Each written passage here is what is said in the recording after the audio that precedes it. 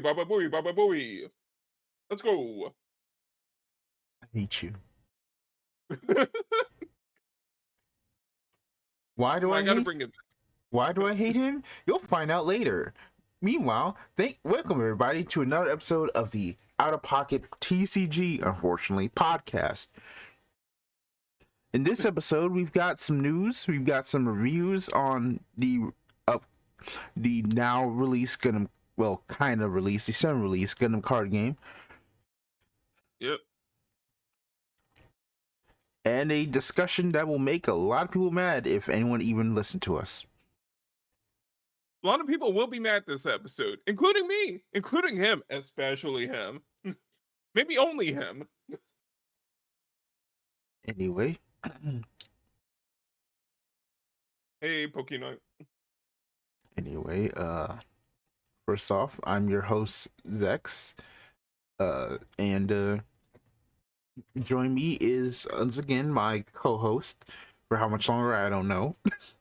ZetaZephyr. He keeps trying to fire me. It's kind of ridiculous if you ask me. You keep dealing me mental damage. That's what you hired me for. Yeah, but now you do Also, it did you just intentionally. my mic was muted? What? My mic was muted on stream. We're off to an amazing start. Okay. I stream deck so much, it's making me worse. You know what? Because of this information, I'm already buying a play set of Hilda foils. This is what you've done to me. I'm spending money on Pokemon. You know, speaking of that's going to tie into something later. Is it? Who knows?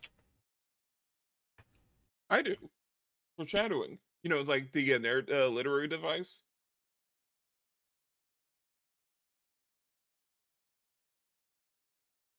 Where you hint at something that will become relevant later. How would you say it now? How was your break time, sir? Little interesting. Little interesting. I mean, before I go to the, things I've watched corner, some workplace shenanigans. Magic is a real thing in my store. I can safely confirm there is magic afoot. So there was a camera, right? So like a month or two ago, I put this camera up for sale, broken camera, kind of separating up top, pretty bad, right? Looks like it's almost about to split in half. Mm-hmm. And 2 days ago, we take a look at the camera, and it repaired itself. Huh? So the camera repaired itself. So the spot where it was broken no longer existed, and there is photographic evidence of that part being broken. It's no longer broken. Hmm. My boss even tried to re-break the camera. Nope. It's fully back to normal. Camera simply repaired itself.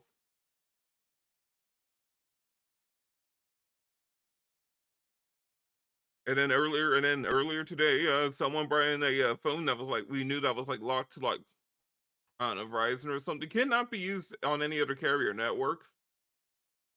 Guy brings it back. Just so happens to work on every single carrier now. It's like, oh shoot, this phone's worth a whole lot more now. Sorry, bro. Mm-hmm. Super special limited edition. Star Wars: The Last Jedi. Galaxy Note 10 went from They Verizon locked, fully unlocked. they had that? That was a thing? I know, right? Even has like a special theme in it, special back, special design, special Galaxy Buds, special like home screen and all menus and everything. Stylus is a red lightsaber. It's super cool. It's one of the coolest phones I've seen. I'm not even gonna lie. Huh. And it's like, bro, dude, I know we sold you this phone locked to Verizon, but Ooh, the numbers are gonna change if you try to rebuy this phone because it's fully unlocked now. It's worth like $300. Oops. Not you trying to extort some Star Wars merch. I wasn't trying to. That's the worst part. But because it is technically my job, my field of duty. It's like, yeah, an unlocked phone is now worth a lot more than a locked phone. But Yikes. I don't know. I don't know. Worst case scenario, I'm gonna put the Kylo Ren phone next to the Captain America shield. It's gonna call it the Disney shelf.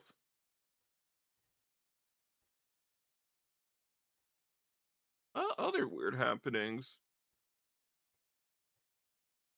One came in with a really old Commodore. Like the old Commodore computer. That was kind of cool. It's unusable. Dude came in with like a $3,000 PC. Have photos of it working. The chip broke apparently like an hour before it. He brought it in. But from working to not, just all of a sudden, that sucks.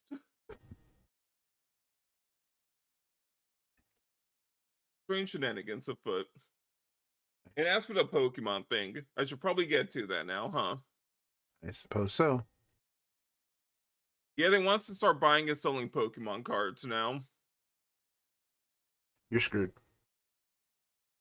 Yep. Like I just, excuse me. Yeah, I Like just saw a tweet about somebody like, yeah, here's what I got after going to 24 Walmarts. I'm like, in 3 hours. I'm like, the hell? How'd you clear that many Walmarts in 3 hours? Like I saw this. I'm like, you need to. What? There's a spot, and he's talking about for people. He did a backup tweet saying for people saying leave stuff for the kids. What have you done for kids? If the paramount thing you've done for kids is leaving Pokemon boxes on the shelf, you don't care about kids at all. Oh, what the fuck? God. Man crashing out over being called out for buying a bunch of Pokemon and showing up. Well, I'm just saying, I'm cool. I'm totally in favor of arresting scalpers. I'm completely in favor of it. That's gonna be my new political platform. All scalpers, life sentence. Limit 1 per person.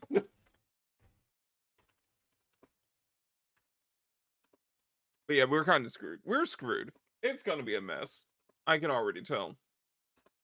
And meanwhile, the store owner's like, I don't know about this, guys. I'm a little worried about these Pokemon cards. I don't know if they're gonna be good business. And I'm just like, what? In what world are Pokemon singles not like good business? Unless you're trying to avoid a fight. He's not. I can already tell you right now, my manager, if any brawl happens over Pokemon cards, this dude will be selling the footage on somewhere. I already know. My guy, you purchased a What do you mean Pokemon cards are risky?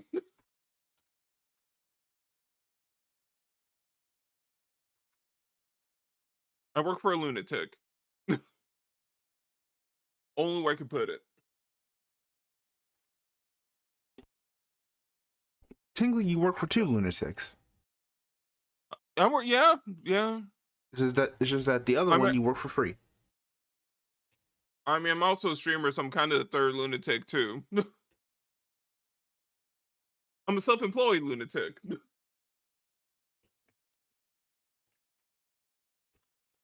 Yeah, nothing too crazy besides, actual wizardry happening.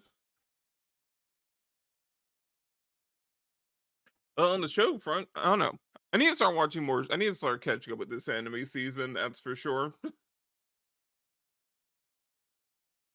Not too many shows are like catching my eye. Ultraman's still been kind of neat. Love the setting. And then Superhero X decided, you know, what would be a great thing to do. The thing most superhero shows try to avoid.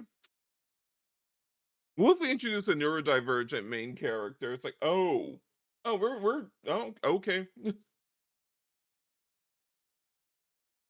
I don't know. Not expecting the show to start tackling that. Like,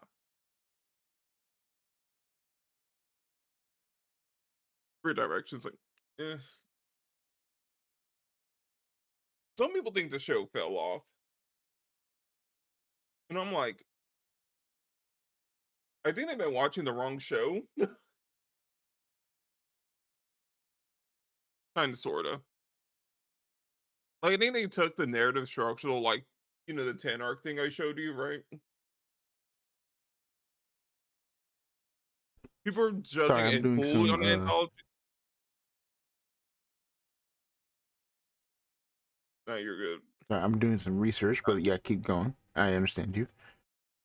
Yeah, people been like, oh yeah, it's an anthology show. So like, oh yeah, this arc kind of, you know, this arc what then it hits hers, the other ones. Oh no, the show's falling off. I'm just like, guys, all of these arcs are kind of leading to a point. Like there's an actual show here. It's not an anthology series. It's one. Well, I mean, it is kind of is. It's one story being told from like 10 different angles. Not to the extent of like Rashomon, of course, but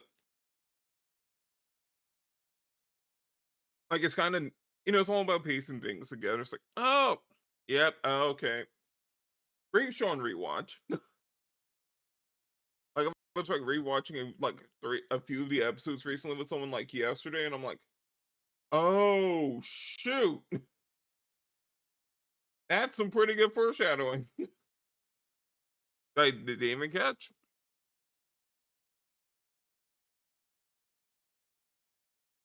That's been nice. I think I'm gonna have a lot more to say about the show. Definitely once it finishes, because I mean, I'm assuming you're gonna start watching it only once it finishes. Eh, Mr. John Marathon.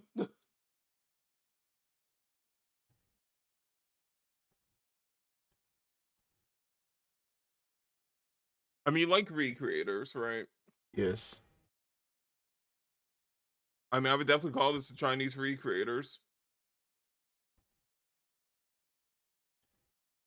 When is the recreators getting into Robot Wars? True that. I mean, I'm wondering of a lot. I'm wondering about a lot of shows. Like,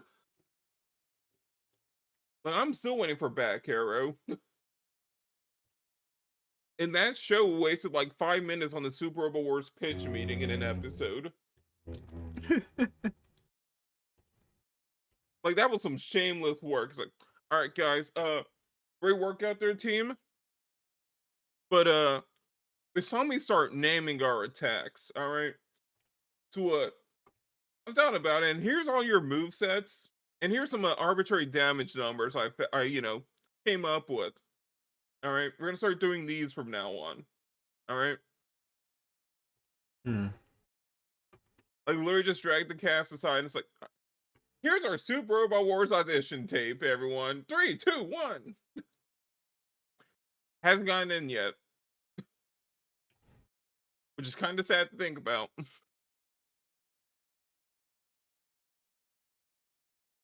Yeah. Uh, I still think Comrade Gav has fallen off. That's my first hot take tonight. Comrade Gav has just fallen off. Great start. Unfortunately, it has the exact same problem so many other Comrade series have towards the end, where it's like, oh shit, we have to end the show, and they have no clue how to end it.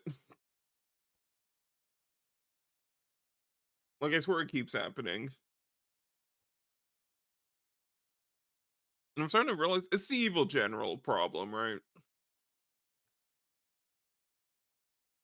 Like if your show has like X amount of evil generals, you almost always want to, you know, you don't want to kill any off, right? For like a lot of shows up until the finale. Except for maybe that one person you kill off like 12, 20 episodes in to go like, oh wow, I'm sure it was a tough fight for our main character, and I'm so glad they dealt so much damage to the enemy forces. And then nothing else happens till the ending. Like, this happens way too often. I'm sick of it. Like, such a weird structural problem with these shows. Sentai's fun. I feel bad for any Power Ranger Samurai fan. Don't bring that up.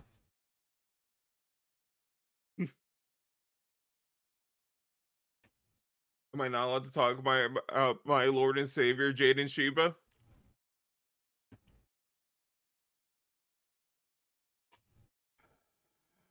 Again, talk about my glorious king, Jaden Shiba? No.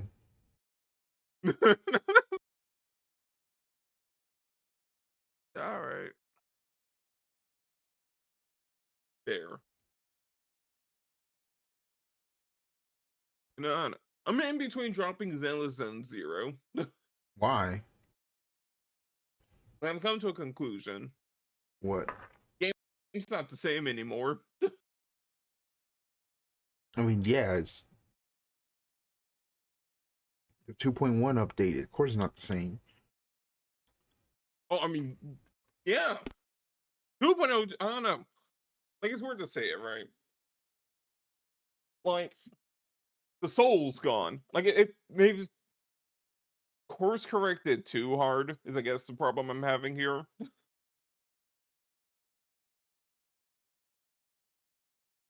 Like, it's kind of just Honkai Star Rail with action combat now, and I'm like, eh. The flavor's gone. That's a problem. That's an interesting take. This, well, I mean, you're just running around corridors now. Like, the new open map is just Honkai Star Rail corridors, except for, but there's random encounters.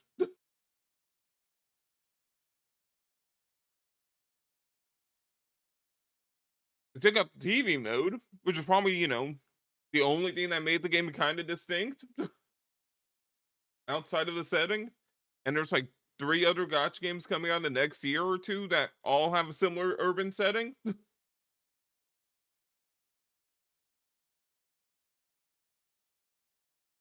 Like, I don't know. I think devs need to stop listening as much to the player base.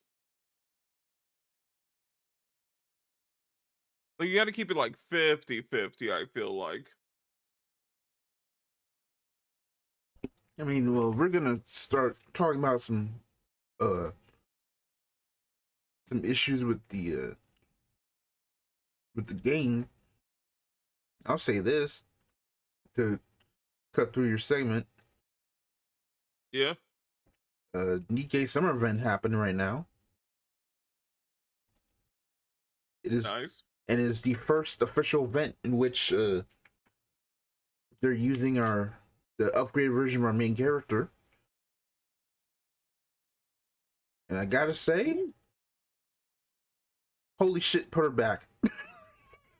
Put her back. Put her back. Put her back. What have you done? Wait, what? Why? So originally, Rappy's just like kind of like a shy, girl, right? But due to lore reasons, she now has kind of like she's kind of like fused with another character.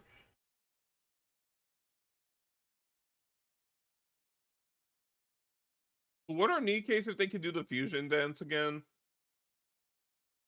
To be fair, I don't think anyone even knows what the heck's going on there. But the point being,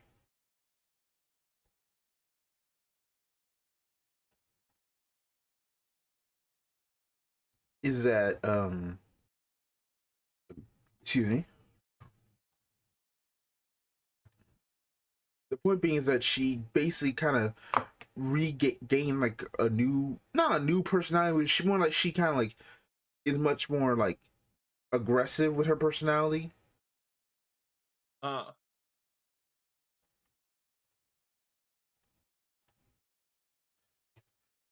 and she's now become how do I put this in the nicest way possible? Mm,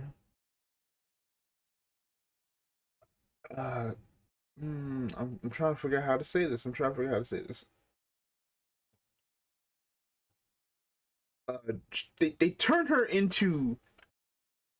I mean, for this, I mean, she's kind of like showed us like the main story a couple times, but now she's just kind of become a um the pervert character. Oh no.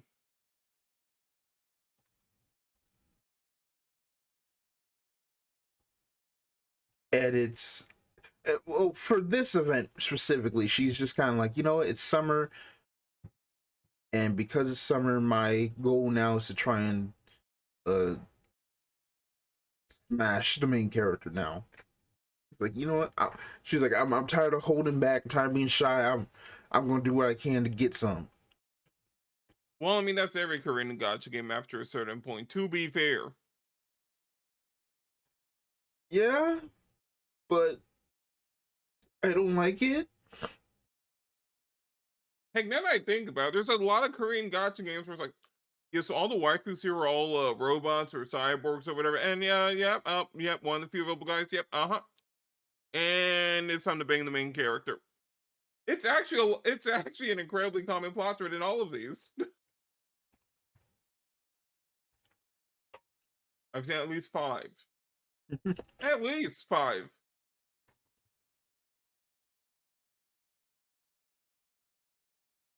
There's some deeper cultural discussion to be had here that this podcast is not for. Nope. Not gonna win in those waters.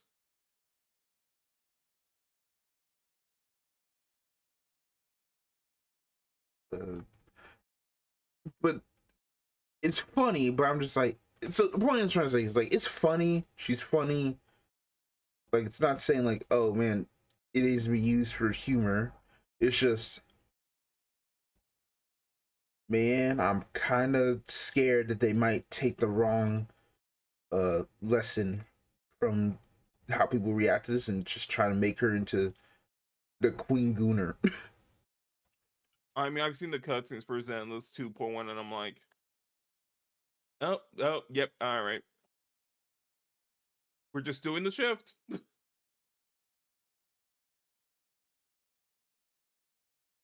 They've gone full Gunner. They've gone so Gunner they accidentally gave the one new male character in the patch ball physics.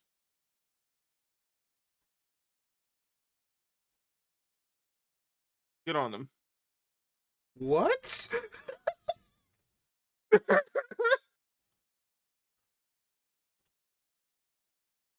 There's like one cutscene where like the dude starts standing up and his crotch starts jiggling, and I'm like, oh my god, what?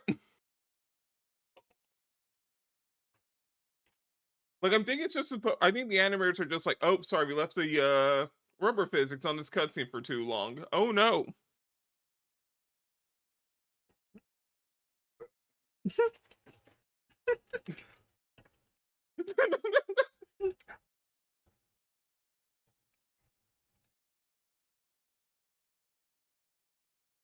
Like, it's hilarious.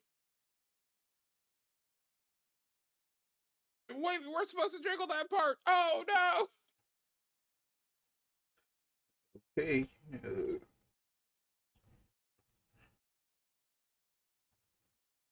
Zenless has fed itself to the wolves, and I'm just here to chill.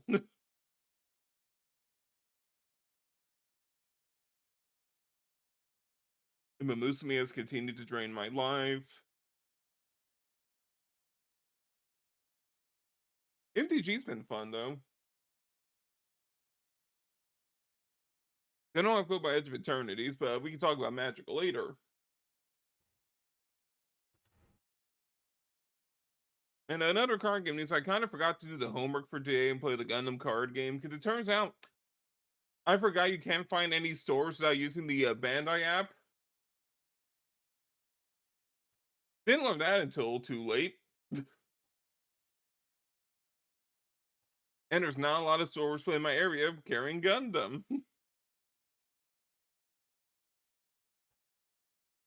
which annoying.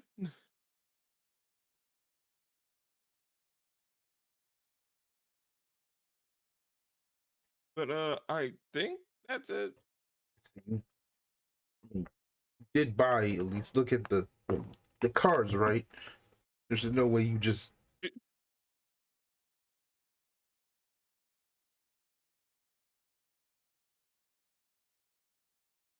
Well, anyway. No comment. Oh no. I tried, all right. I tried. So you had one job. Look, I was pretty sick last week, all right. Yeah, but you at least read the cards while you're sick. Yet you want to tell me some bullshit before we podcast. Oh my god. I'm not letting it go until we actually talk about it. Okay. God damn it.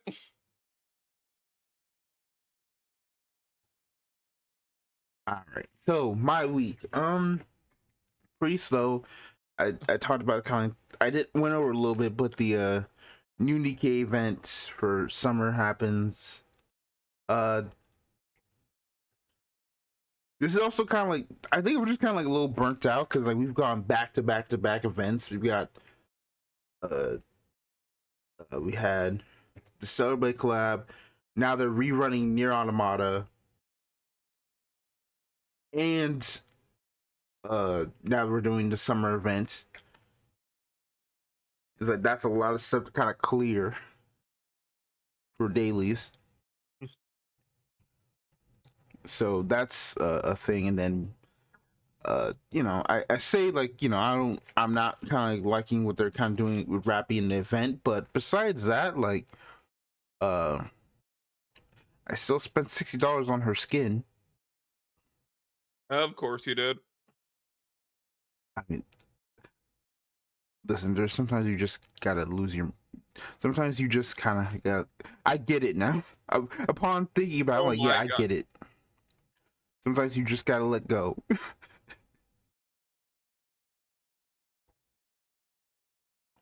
Like, Whatever you say. have you even? I don't think you've seen it, have you? Because I don't think you've been. Oh, right. I've seen the skin.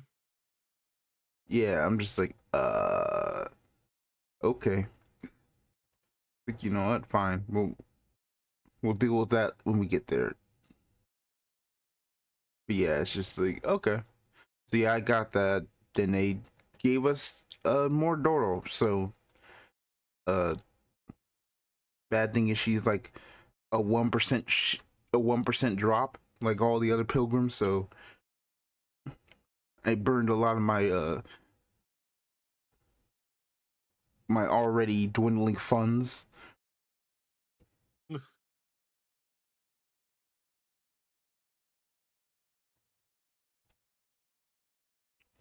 I'm just not surprised. But I think outside that, yeah, I'm okay. There's Gundam, which I'll talk about like by the end of the segment. I found the two Gunpla I've been wanting for a while. The Zogok? No, Okay. I found trying to think what to say. I found the Master Grade Barbados in store, Nice. and someone finally restocked the GNX 00, the XN Riser. So I'm like, finally, that's the last one I wanted. I've wanted that kit for so long. I'm like, finally.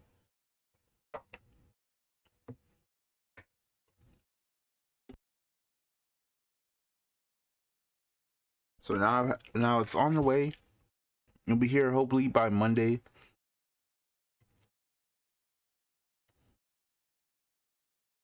And yeah, I'm just kind of like, enjoying the fact that I will have a insane break from gachas right now because I don't need anything from Genshin.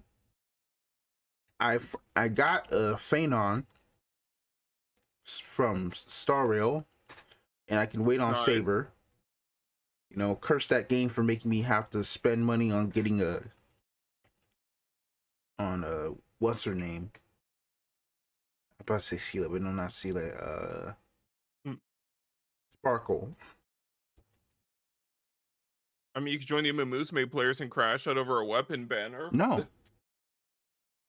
It's pretty funny.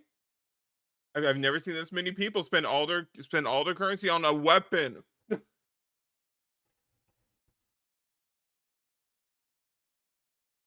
You see, No one wants the characters. again, this means I would have to actually care about Musume, and I just refuse to do it. I didn't care either at first. And I will still not care. But then I get to basically skip until get to skip Wuwa. Except I might go for like Brant's weapon in a rerun. Woo who? Wuthering Waves. Like I don't. That's still a thing. Yes, they're finally releasing Folova. I say finally as if like I was waiting for her. No. Like, I don't care about this. I don't care about this girl. I legit haven't heard anyone talk about that game in so long. No, you know what's funny?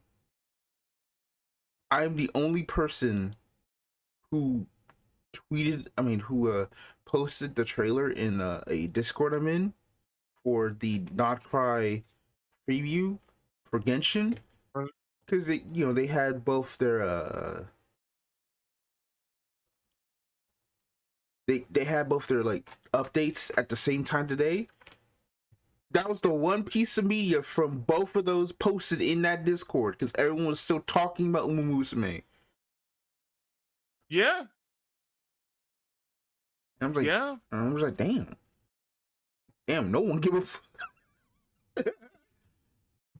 I'm like, we literally got a dear woman, and no one cared. I think Uma Musume is like one of those weird things where like it's the news. It's a socially acceptable gacha game. Somehow.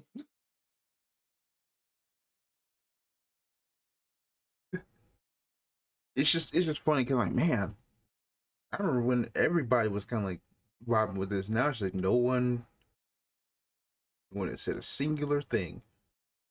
The Common Writer server, watch along server I'm in, is only talking about the game now.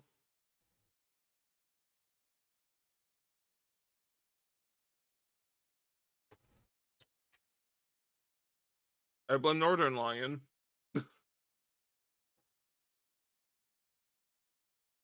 Mm. Oh, and it kind of leads to the other piece of thing, which is no, that's the other piece of thing. But yeah, it's like I don't have anything to say about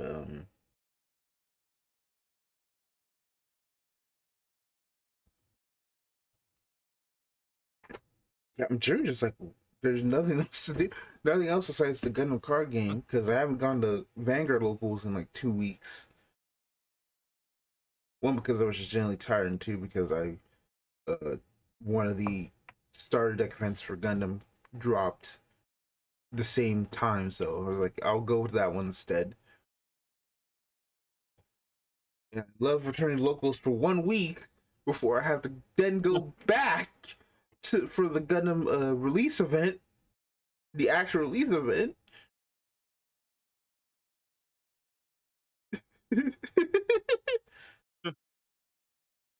So yay!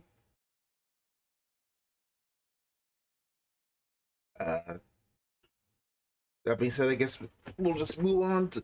Oh, I did get a pop filter, so hopefully I can fully put this Nice. on all the way. I've got like the thing for like the cover of the mic, so hopefully that does something.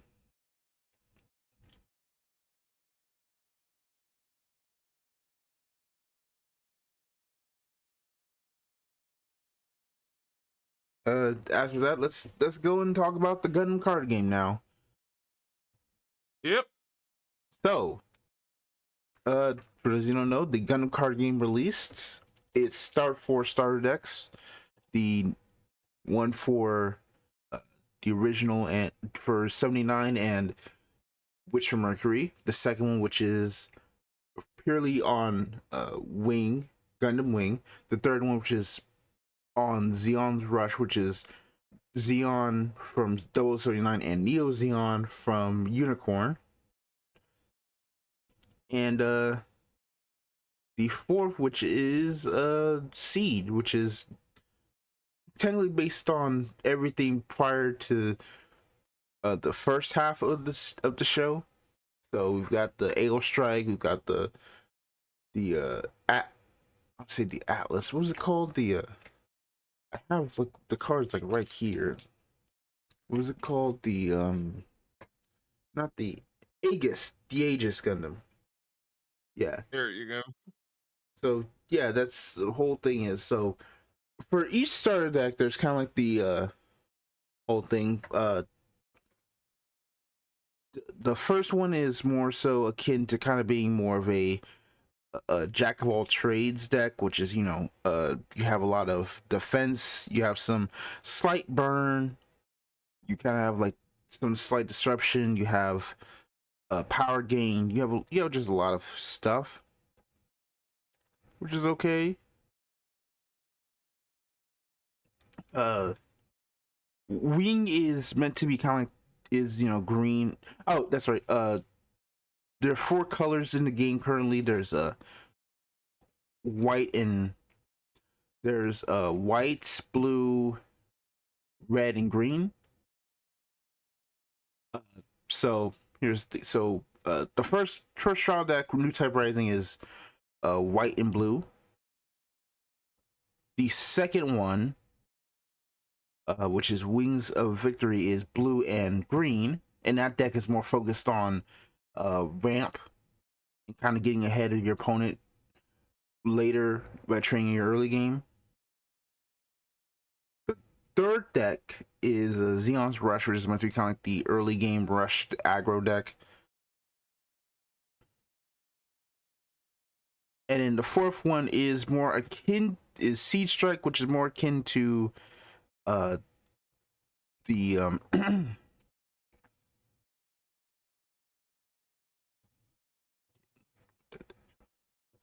which is more akin to the first one, but it's more focused kind of like on having like its main base is more focused on blockers. So the point is like it's more of a defensive build. The white, which is more on the Earth Federation support, is more akin for supporting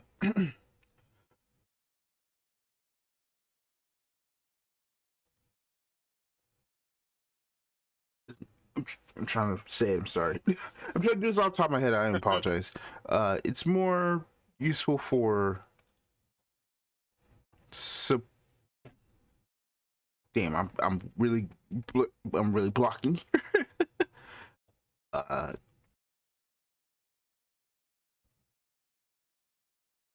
like it's more like the white half of the deck, which is like the Kira half, is more on defensives. Like all of its main cards are blockers. Like the strike has blocker.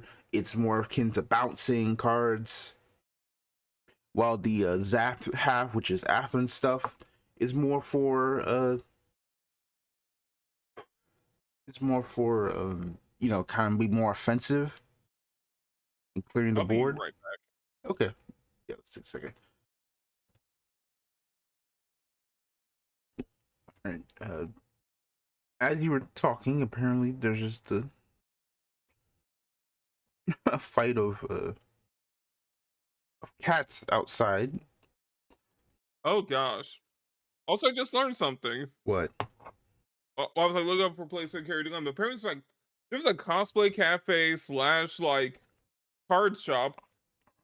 Apparently pretty close to my job that I'm just now discovering. Well, I know where I'm spending my evenings. Okay. That is very ominous. Yes. Please don't say yes. Look, look, they also carry Vanguard, all right? How you know that? Ominous in a good way. Huh? How do you know that? You just found out they existed. Well, I'm looking at the Google images. I'm seeing Weiss and Vanguard and like One Piece and stuff. And Danishes. Cool. Huh. I'll convince them to carry Gundam, all right?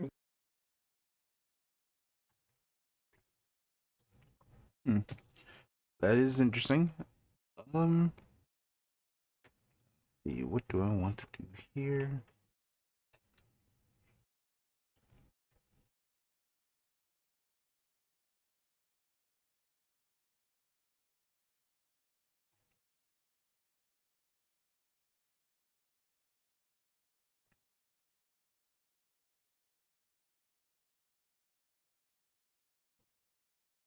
Okay, so as for that, I went to 2 events for the starter deck brawl. One was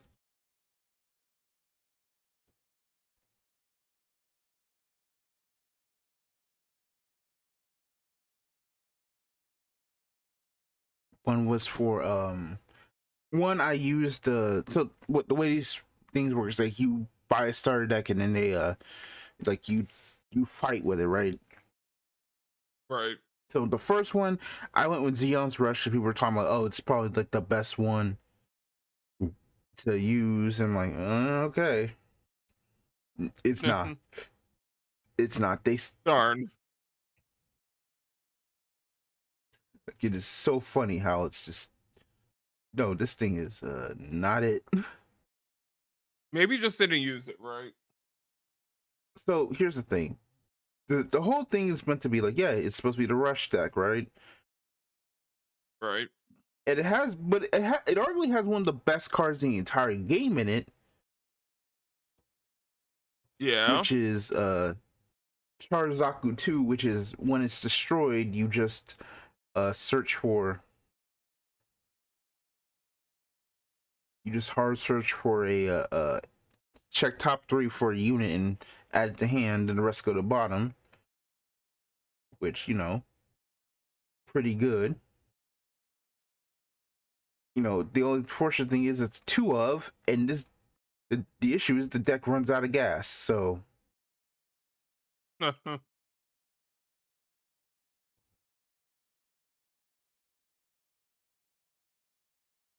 mean, I haven't heard that it's a bit of a problem. To like, draw power is pretty scarce in that game outside of like blue, right? I'll say blue and white.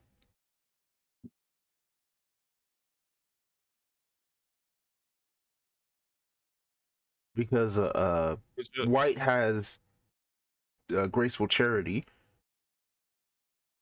Yeah, and blue has pot of greed. Yeah.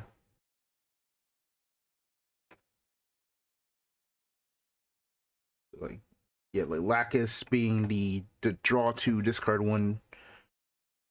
That's a 1-drop. I think it's a 1-drop at level 2. And you have Audrey is the level 3 2-drop. Just draw 2. It's like, yeah, no, it's like pretty much it's kind of like, I feel like it's very funny that for some reason they gave I think it's funny they gave blue the draw 2 but it has the artwork of their Neo Zeon leader on it, and neither color can play it. Yeah. So you have to either trade your Neo Zeon or Xeon Core to play your leader, which is funny. Silly. If that ain't them saying, listen, we don't want this deck to be good right now, I don't know what. Right.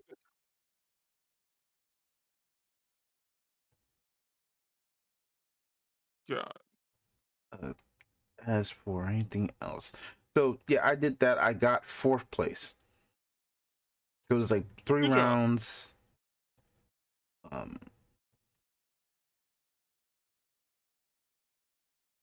It was 3 rounds. It was just,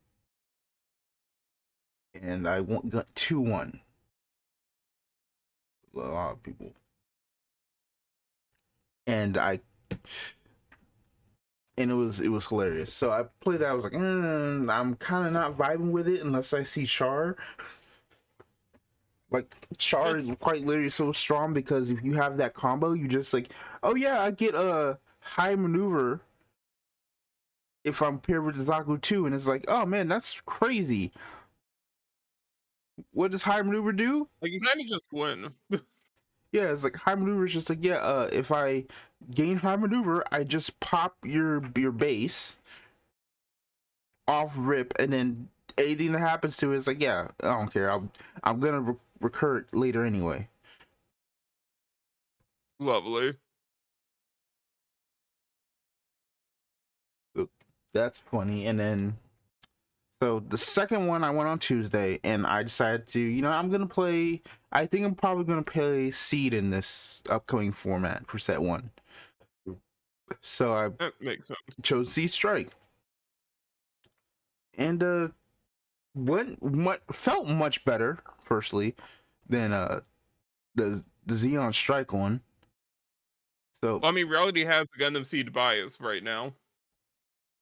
yeah, the only problem is I got 4th place again.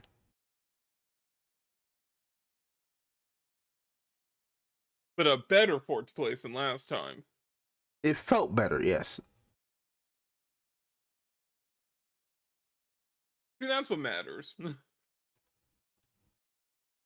So that happened, and well, now I've somehow got 2 C+ Kiras in the promo Kira. Like, and then they had the actual deck boxes there for the real price, which is like $15. So I bought one, and it came with the EX base and EX resource. So now I have like the closest thing to not max rarity, but I have closest thing to like a higher rarity starter deck that I could probably have. Which, like, hey, good for me. That's worth it. Yeah, so I'm just like, okay, that's good. We'll take that.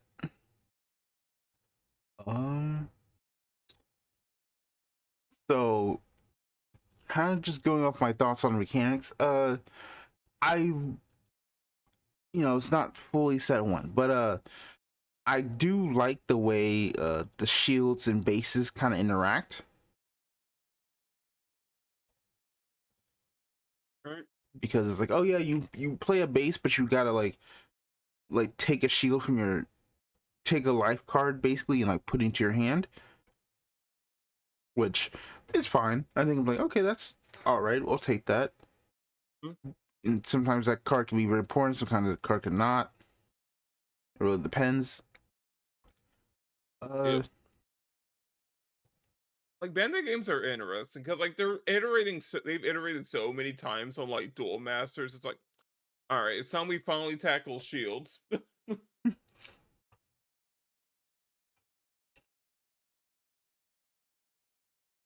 Also, Also, I hope whoever created Duel Masters getting some sick royalties. Like, this game ridiculous. hope so too. Dang. But so yeah, there's that. The level system is actually pretty interesting. It's like, yeah, you can't just like go crazy, right? It's a nice uh like pace setter for the game. And once again, like they use a lot of like original, or at least original adjacent artwork. Because like, yeah, no, it feels like some of this art already existed. Like for example, the base artwork for Kira, like this feels like it literally is from 2004. See, you go 2002, 2004. Regardless, like, yeah, the artwork on the base Kira card I have right here just looks like it came out the same thing. So it's like, okay, that's really cool. I appreciate that. Also, for some reason, the seed one comes with Miguel's gin, which I had to take. So I'm like, who? Oh, come on. How do you not remember Miguel? It's been a while since I watched Seed. Okay, but even then, I'm He's like, he's one of the most important characters. no, he's not. I mean, relatively speaking. Nicole was more important than this dude. Miguel was the first of Ashton's many friends that could be killed by Kira.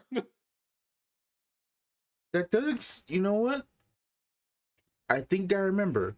That does explain why his card says during pair destroyed. If you have another link unit, play draw one. Yeah.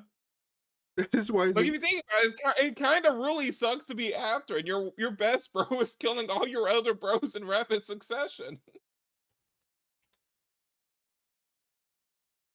and then he takes your girl. And then he takes your girl after taking another guy's girl. Kira's a bit of a monster. Early series Kira really is insane, bro.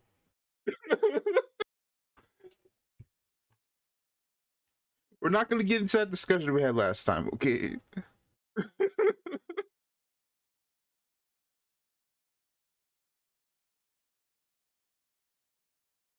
So And he took one guy's family. that. Oh boy.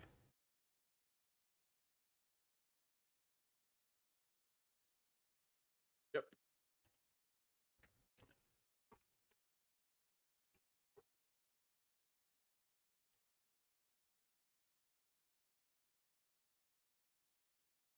Don't mind me, I'm just letting you like recompose.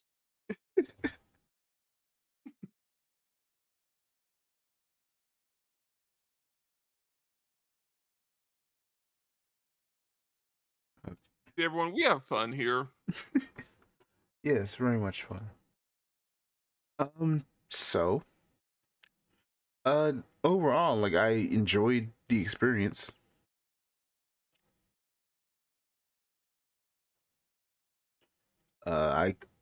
I can't wait to see set one, and then uh be screwed by not having a and then be screwed because for some reason the most important cards are now $30 in spite of them literally being two uncommons. I mean, that's fun. I'm kidding. I it's weird when that happens, right? I mean, I can wait for the $10 common to show up. And again, I'm only really going into this set because I'm just like, yeah, I want the generic cards for later because I want IBO later, so I'm gonna need that.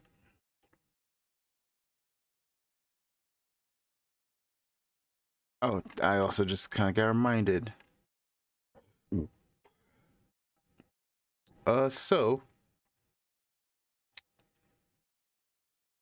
I can't believe you said this. I just saw Sage in a video saying I can't do bad net code in year 2025. Oh, we're talking about this now. All right. Yeah, so I am not playing an Impact It's the hottest fighting game of 2025. What do you mean you haven't played it? because I knew It's I also the only fighting game of 2025.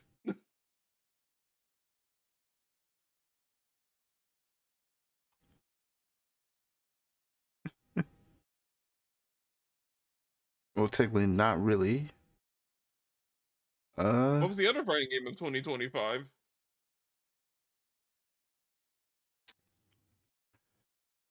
I mean we still need to know when Invincible drops and then Well, 2XKO. well, as July 18th is the only fighting game of note that has come out. This is a pretty bad year for fighting games. But I saw them just like, holy shit, there's nothing in this game. This looks No, terrible. The I knew UI that. is I knew the that would be the UI case is from day one. insanely basic. The UI is insanely basic. They basically just made 3 arcade modes. I mean, look, all right. And the online netcode having delayed the game 8 months to put in rollback is trash. I mean, look, Bushiroad only has so much money to publish video games. This was an ArcSys decision. That's the funny thing. Bushiroad, yes, I blame them mostly for this Yes. because they don't know what they're doing. And boy, trust me, if I could get the strength to finally make that rant video and just finally call them out on their BS after all this time, I'd do it.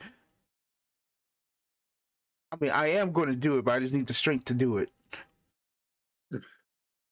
You got to keep harnessing that energy. I get it. Because I had to get that out of my system because it's pretty much just the only reason why I have not made any content. It's like I need to generally just like cuss y'all out because holy shit, what have you done? But hey, buddy fight cards, right? I'll be honest, I stopped looking at them. I'll be honest, it's the best card design Bushi has put out in like years for Vanguard, and that's kind of embarrassing on so many levels. We'll talk about it when we get. We'll probably talk about when we get the official announcement of it coming to English. Didn't we get that already? I don't know, but the fact that I'm unsure is already a problem. I distinctly recall it already being announced.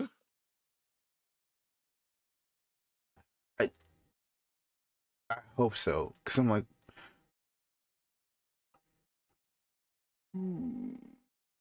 Yeah, it's up for pre-order on Gamers Guild. Oh yeah, November. All right. Yeah, we're getting it in a relatively timely manner too. oh no. Speaking of fighting games, apparently HD Kieran's saying EX versus looking like Tekken 8 Season 2. I'm like, Look, as a Lars main, I'm very happy with Tekken 8 Season 2. as a person who has 3 mains and has only touched Arena so far, I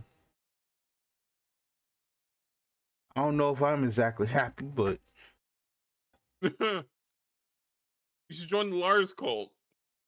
I mean, I think it kind of says something when Fakarom is not even as crazy as I remember Right. him. I'm like, oh yeah, it's like, oh, Fakarom. You know, he's actually kind of all right. We were probably too harsh on you, dog. We sorry. The game's still cheeks, though. Oh yeah. But we apologize. We were hating just a bit too hard. The PTSD clapped us.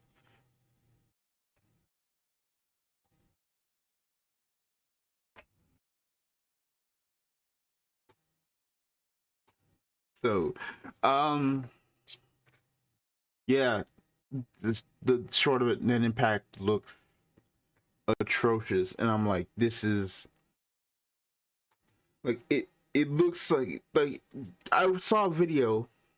I saw a video that was talking about it. It was talking about like how this thing doesn't even have like a voice story. It is just No. like you can't even use it passing. There's no voice story. There's no like the gameplay itself is good, but when you can't play it online and The gameplay's good. Hold on. yeah, no, the gameplay is fun, right? The game is Getting fun, 50% from an auto combo is not fun, dude.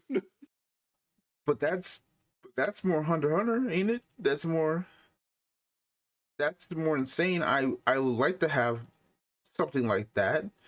Where it's like, oh yeah, there's just some shenanigans you can play. I'm more cool with there being more unhinged games that just kind of like feed into the lore of the world itself. Sure, but not at $60. No, that's the other problem. Why the hell is this $60? What made like? I mean, what the hell is Dear Day $70? I need your help to write this. I need you and Shane to help me write this video. Oh, I we're need laying me out. All right. So we going together to the gulag. like, That's what I'm here for. like this is out of pocket. I need. Well, you know your fighting game's bad when people are asking for a Bandai tie-in instead.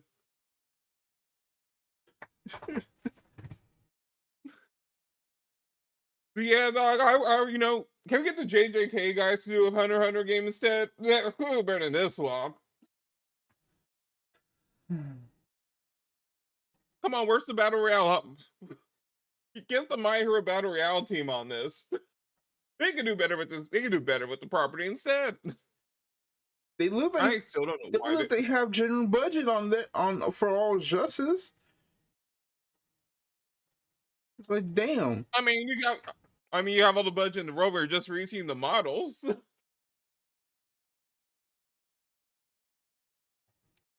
Like Dude, this, they're using those models in Fortnite. Like, what are we doing here? it's just crazy. I'm like, bro, this is the first Hunter x Hunter game ever that I know of, and this is what you got. Look, it could be worse. It could be One Piece, and you're just getting and your best games are a 6 out of 10 at best. And every few years you get dragged into getting another one. Hunter x Hunter gets one bad shot. Cool, great. Yeah, but Hunter x Hunter. Forget about Net Impact. Everyone's gonna forget about Net Impact in like 6 months. Well, Bandai does the One Piece games, it's gonna stand them forever. Yeah. It's just so disappointing. And it's Fun fact: what? did you know Bleach got a fighting game? Yes. They've had multiple. You know they got a new one? Yes. You're the first person I know who's heard of it. Congrats. Sorry, I'm waiting for the full release of the opening. I'm like, come on, dog. Like Bleach games peaked on the PSP. That sucks. Like I actually genuinely like the feel of it, and it has at least it seems to be doing better than Sparking Zero in terms of getting actual support. That's not a high bar to clear. Dog, they went back to Kakarot. They went back to Kakarot. Sparking Zero player base said, "Give us one new map. That's all we want." And the devs just ran away. They gave us Charlotte and then went back to Kakarot. I'm like, dog, are we serious right now? I mean, here's the problem with Dragon Ball games, right? They're contractually obligated to make a new one every year. There's only so many teams you can have when you keep launching a new live Dragon Ball game. Like what? They're launching a MOBA later this year? Already in testing? Yeah, I was like, what the heck is this? There's a MOBA? What is this? Yeah, you're now getting Dragon Ball League. And it has more costumes than Sparking Zero already. Like,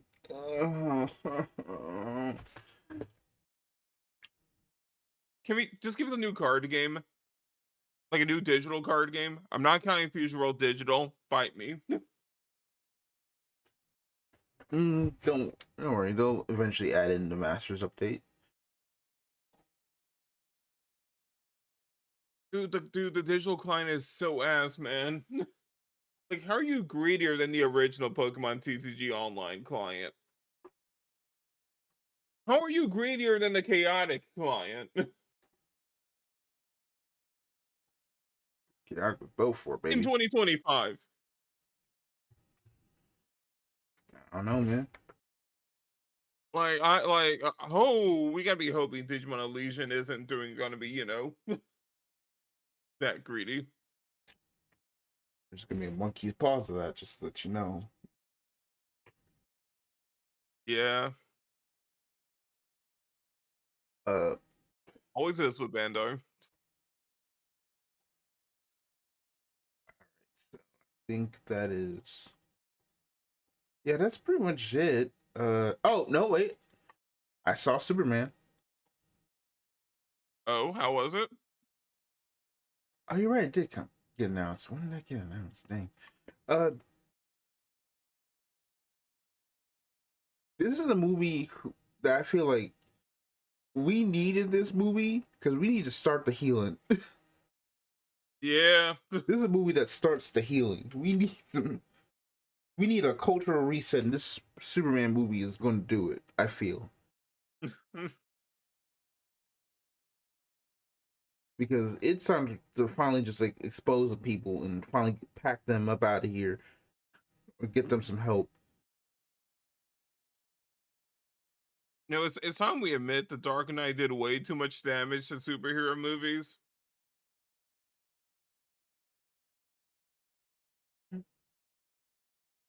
I'm not going to say that Dark Knight's still a good movie. Just I'm not saying the movie's bad. Hear me? I'm not saying the movie's bad. I'm saying the after effects are bad. Big difference. I guess. Great movie. The cultural impact and what it did to the genre. That's what the problems are. Yeah, but yeah, no, it's like I was like, yeah, I'm like, heck yeah, finally a good superhero movie that isn't just be praying that Marvel drops something decent like Thunderbolts. Though they are Maybe like Marvel the should early dump impressions I saw just real quick of they're saying Fantastic Four also good, so okay, we might be back here. We might be back. You know, Lord, please help us with whatever they're about to do with the Avengers movie, but Now there's only one thing we need left. An actual Spider-Man solo movie. Oh my god. what are you talking about? We are gonna get one, right? No. Just ignore that Bruce just ignore that the Punisher's in it. Also the Hulk. Allegedly. I don't know, man. I got some feelings about that one. Like, really? We're putting the Hulk in the Spider-Man movie, but not the movie where all of his villains were in. Y'all want to do reshoots and rewrites? How the hell did y'all not even consider putting the Hulk back in his own? You made the Incredible Hulk 2 without the Incredible Hulk, and you expect me to be happy that he's gonna be in Spider-Man? Look, I don't think Red Hulk was supposed to be in Brave New World. That was the whole point. Like, I'm convinced the original plan for that movie was so different. Disney had to be like, all right, guys, you're gonna be a little too political in a Captain America movie. Red Hulk. Uh, yep. All right. Yep, okay. Take all the political commentary out of it. There we go.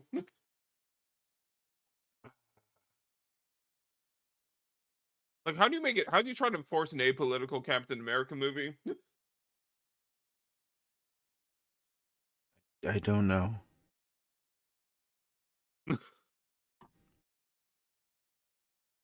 Like,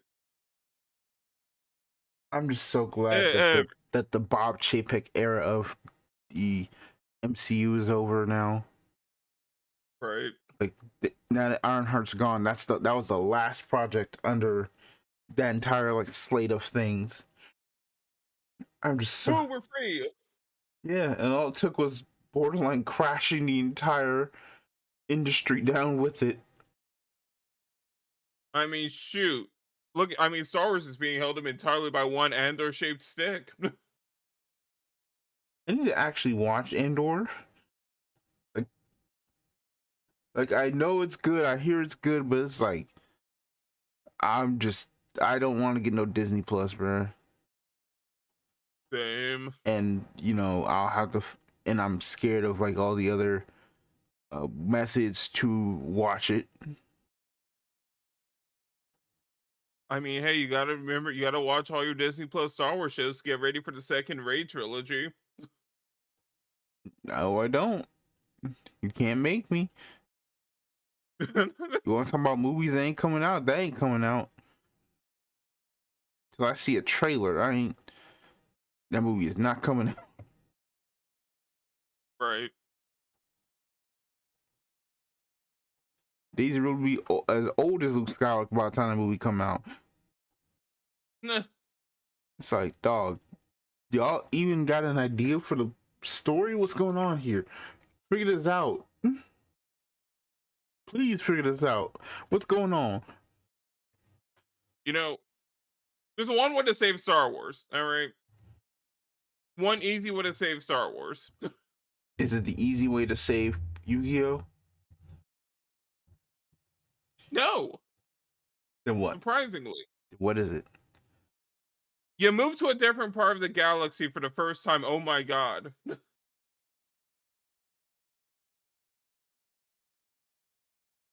Yep. That's all you gotta do. Just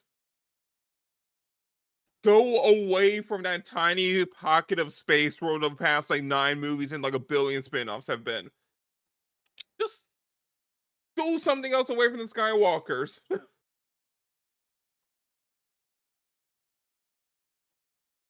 The Empire lasts like what?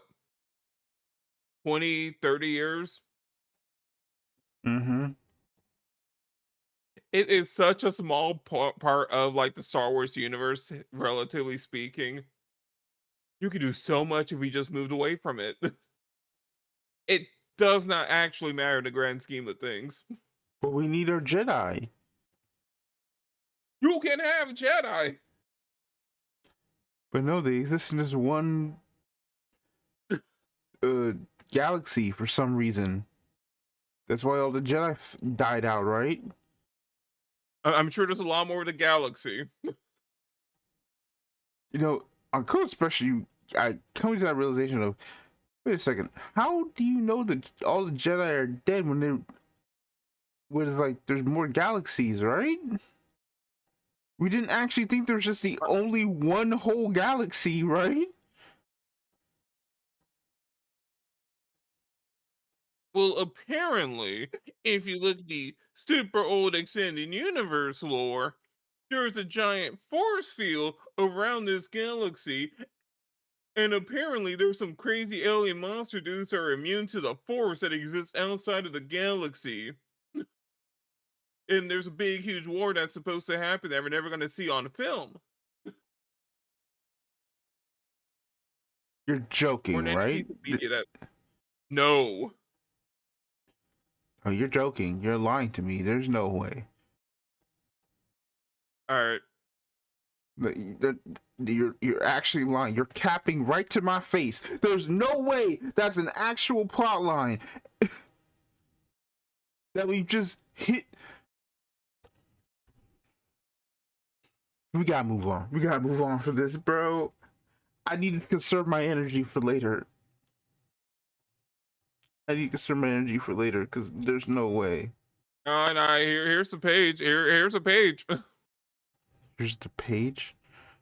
Okay. Extra galactic. What? Okay.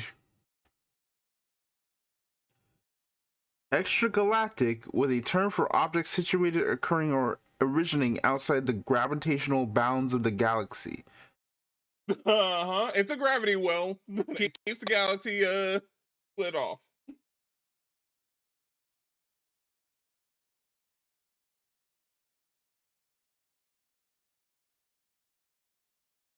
At some point during the height of the Galactic Empire, the Imperial Senate issued intergalactic passports to allow the owner to travel throughout the 6 known galaxies. In addition, Hexapon, in a guest lecture for the Beyond Memory Military Academy, speculated that Emperor Palpatine, by the time of his resurrection and ruling of the Dark Empire, may have planned to eventually engage in extragalactic conquests due to his usage of world devastation. Oh my god.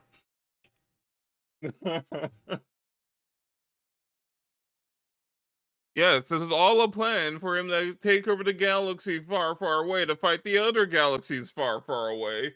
And it was all foiled by one Luke Skywalker.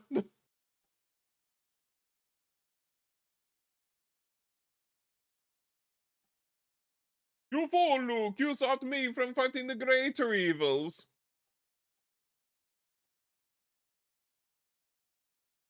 This is gonna be hot. I'm glad we killed that shit. Part of me's like, I'm glad we killed that shit, but we need to find mostly. We can still use the idea, but I'm like, oh no, we need to figure out a way to do this better, dog. Cause I don't know. Cause yeah, going all go. I wasn't the true evil. It was Nebraska over there. Right. It's like, dog. You know, there's always a bigger fish. Okay.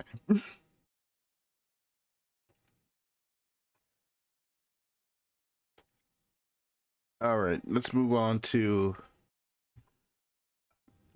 I'm tired now. Oh my goodness. All right, let's move on to news. News time. All right, so where's the Surprising, I was prepared this time.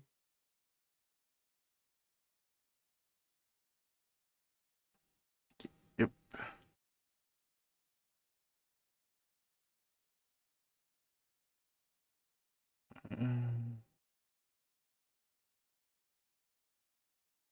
All right. So first off, Magic the Gathering announced a secret lair for Sonic the Hedgehog.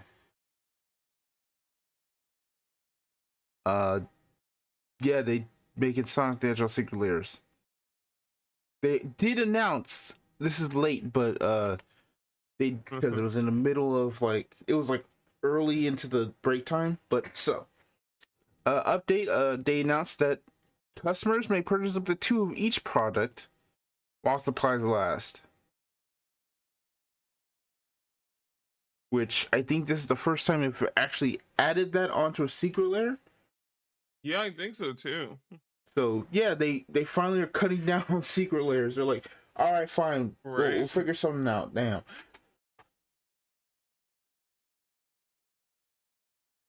Like that's just kind of like an interesting idea, mostly because it's like, oh, okay. So does that mean secret lairs in the future can finally have like people actually get them? That's cool.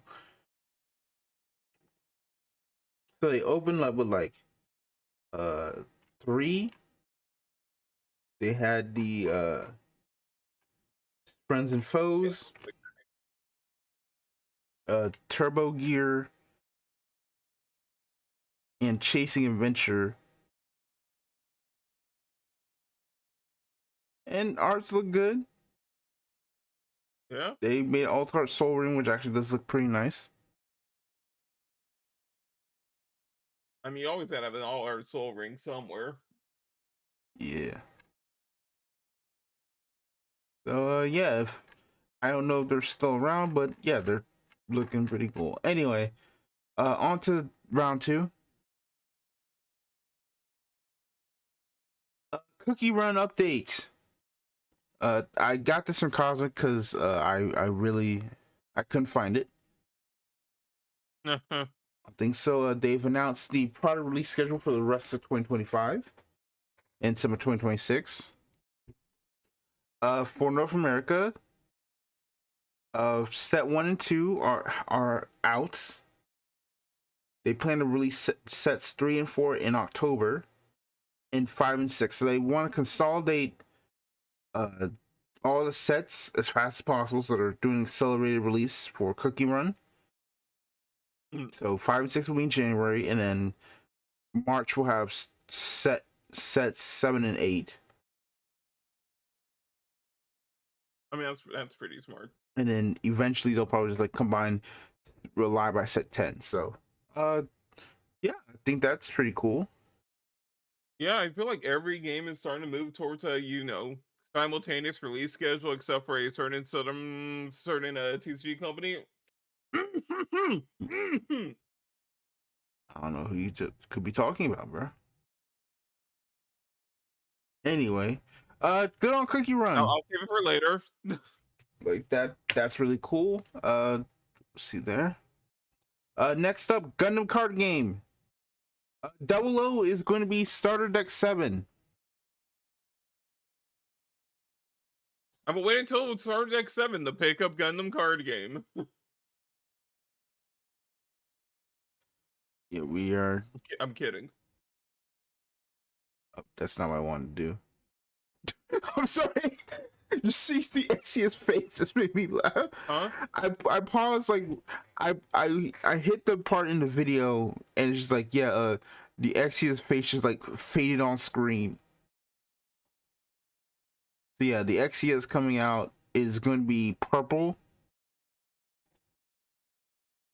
As for if there's a secondary color, we don't know. But yeah, it's gonna be a purple based deck, so more purple support. Let's go. I can play IBO and Double O at the same time. Let's go. Hell yeah. You know what I don't like about Bandai card games? What? What's their problem with just launching all the colors in like the first set?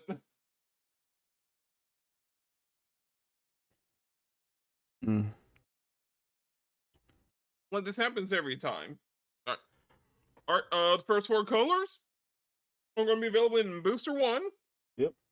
Alright, and then here comes extra color number 1 in set 2, and then extra color number 3 in set 3. I mean 2 in set 3. It's like, guys, you already designed all of these. Well, you see, we need to make sure that we split them up so that people don't get confused over time.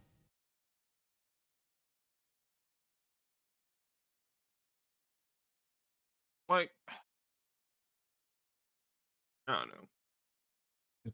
There's a plan for it. It's a little silly to There's a me. very simple explanation for that. So yeah, Exia Double O's gonna be set 7, which is pretty good. Next on the Bandai stuff, they announced 3 titles, 2 in English, 1 specifically Japanese right now, but who knows? Probably it's not coming in English, considering what it is. We'll talk about it in a second. So first off, Kagurabachi will get a Union Arena set before an anime. I'm not surprised.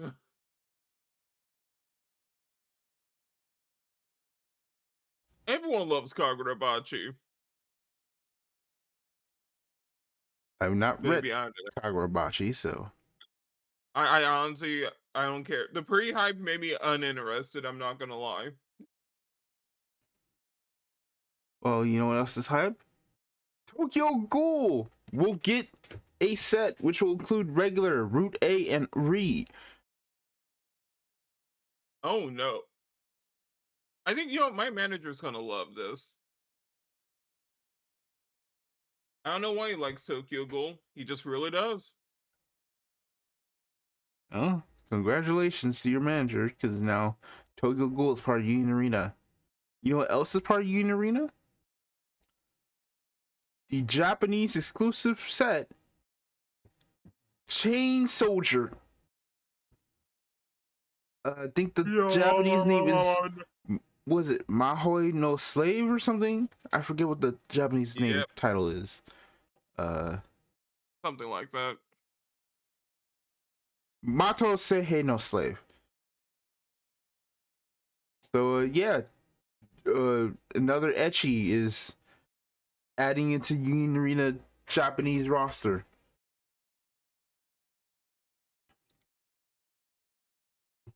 Neat. Nothing to say on this.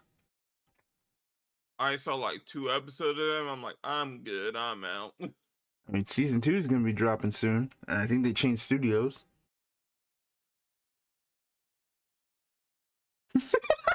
That doesn't solve the problems. I just saw that randomly one day and was like, oh, okay. Anyway. Alright, next. Carve Vanguard. Starter Deck Zero Tendo and Shiki Ote are being delayed 2 weeks to September 12th, 2025. I'm sure people are going to be completely normal about this one. In a world where every other card game is turning to simultaneous global releases, including Yu-Gi-Oh! Bushiroad stands above the others. Oh my god, I forgot about the Yu-Gi-Oh! stuff. Tradition by making sure a gap between the English and Japanese remains eternal. Thank you, Bushiroad. Well, this basically kind of means that it will be unavailable for Spring Fest, but it will be, right there at the start of BCS.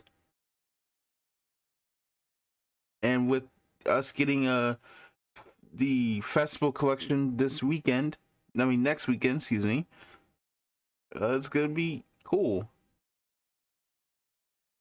I'm trying really hard to not go any further because I see what's coming up, and I want y'all to all know, coming up later, this next part, this is entirely Zeta hitting. This is the entire reason I was upset with Zeta.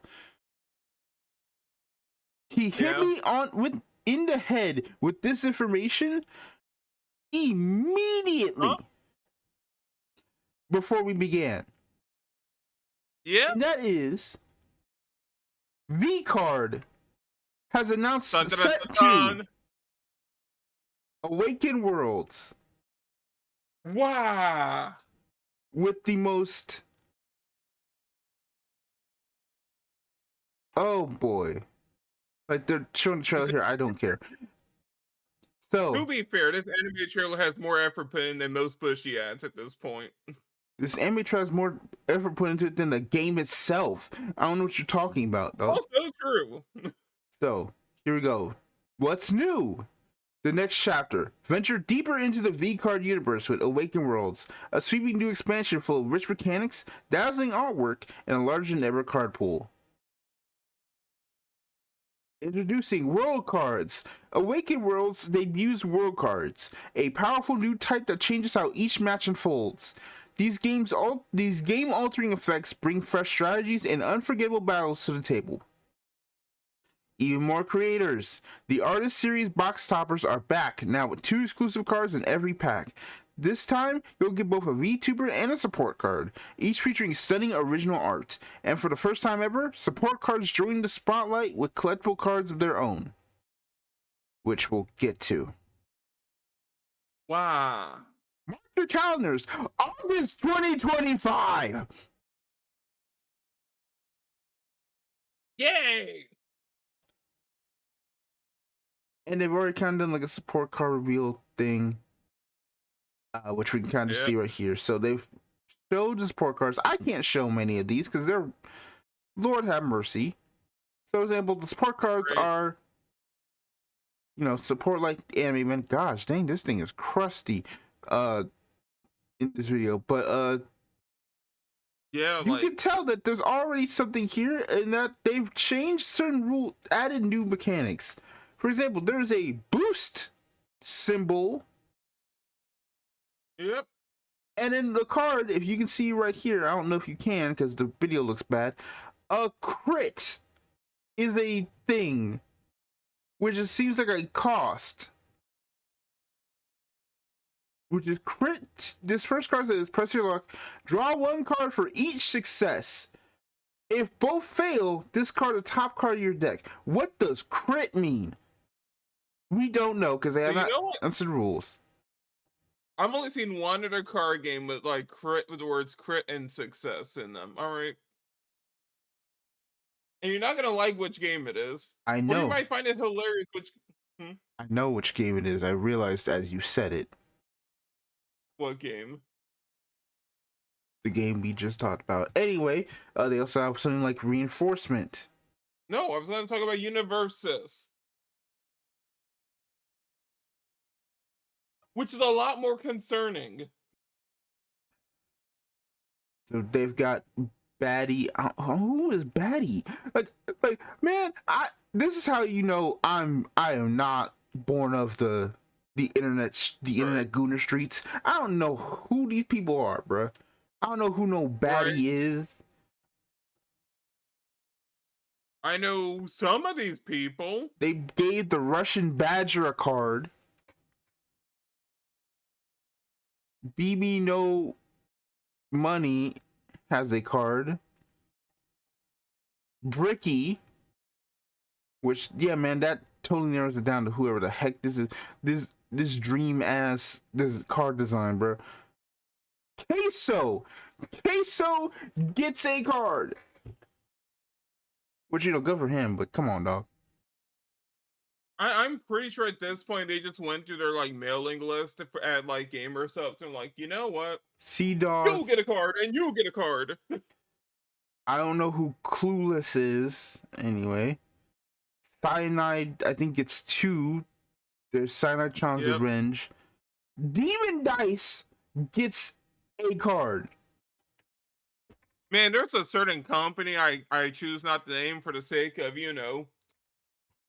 traditional secrecy keeping, but man, they must be having an interesting time over there right now. Having representation in 2 different card games, hint, hint, wink, wink. Oracle Crows. Which I'm just like, oh my goodness, bro. I mean, that has an explanation yeah, for there's it. the second one I can't stay on for sure. Max Mofo, Beat Canyon. Like, Meru is here. I'm upset that I know who Meru is. Wait, your opponent attempts to move or swap the position of a VTuber they control. Stop them from moving. What? I'm just now reading the card. I'm like, huh? Yeah. Voice critical.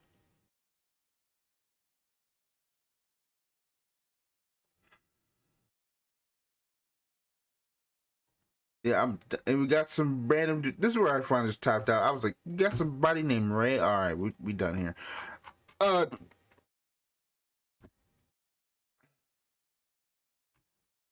I'd like to know what the rules are coming up, considering you're adding a whole new mechanic, multiple new mechanics, and you're dropping in a month.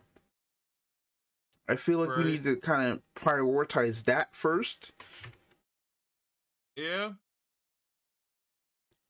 So, like, I would like showing off the support cards first. It's like super weird. Like, cool. We don't even know how the game works. Right. Like, I'm gonna say it right now. If this set is ass, if this set is a hot mess, just wrap the game up, dog. We don't need to see no set 3. Like, I'm gonna laugh if the rules are changed in such a way that the cards from set 1 are already invalidated. Oh, without a doubt. I mean, quite literally, they probably going to change the rules specifically so that they never have to mention Cinder ever again. Oh man, the VCard banned and limited list is gonna look real funny. It's going to be all her cards and sports. I mean, Tecton also seems like he got banned too. Good. I'm glad too. Anyway, we're moving on. Screw this game, dog. Yeah. All right. A Drive got an update that on July 29th, Elestral's Clash will release in early access with every card free to play. And you can wishlist it on, I assume, Steam? Let me see. Is there wishlist today? Yeah, it goes to the Steam page. So it's on Steam, gonna be early access, release date July 29th. So congratulations, you can now finally stream Elestrals and give it an honest try. So here's the goals. What? Sorry. You're saying? Remember everyone, after you wishlist and beginner access, use code MPD10 for a special new skin.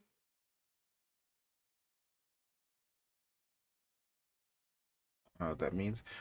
Anyway, so for 10K, they give you 5 Pandora's box keys and 250 coins. 15K, you'll get 10 keys and 500 coins, 500 ash, and Looter Phase Full Moon card backs. At 20K, 15 Pandora box keys, 500 coins, 1500 ash, 100 gems. What is coins, ash, and gems? Lunar Phase card backs and a Wear Pup Buddy. And then 25K, you'll get 20 keys, 500 coins, 3K ash, 500 gems, full moon card back, the buddy, and you'll get either the stellar Werepup buddy and the stellar Werepup icon. Currently wishlisted is 9,000. So they need about 655 for the 15K. Nope. I'm just gonna say it. I don't like how the game looks. I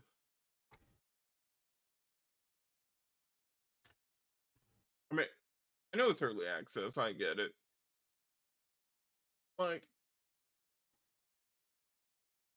it looks somewhere between like MTG Arena and like Master Duel in like the worst ways. Topic, okay.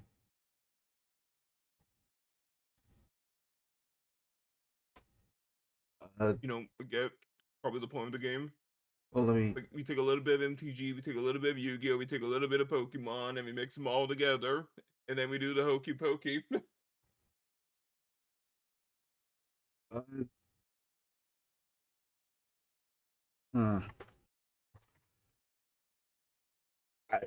I can kind of see what you mean.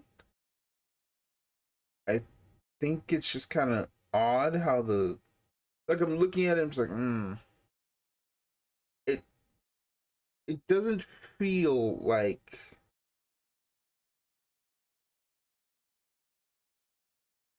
because from what I understand, like Elestrals is kind of like a 5.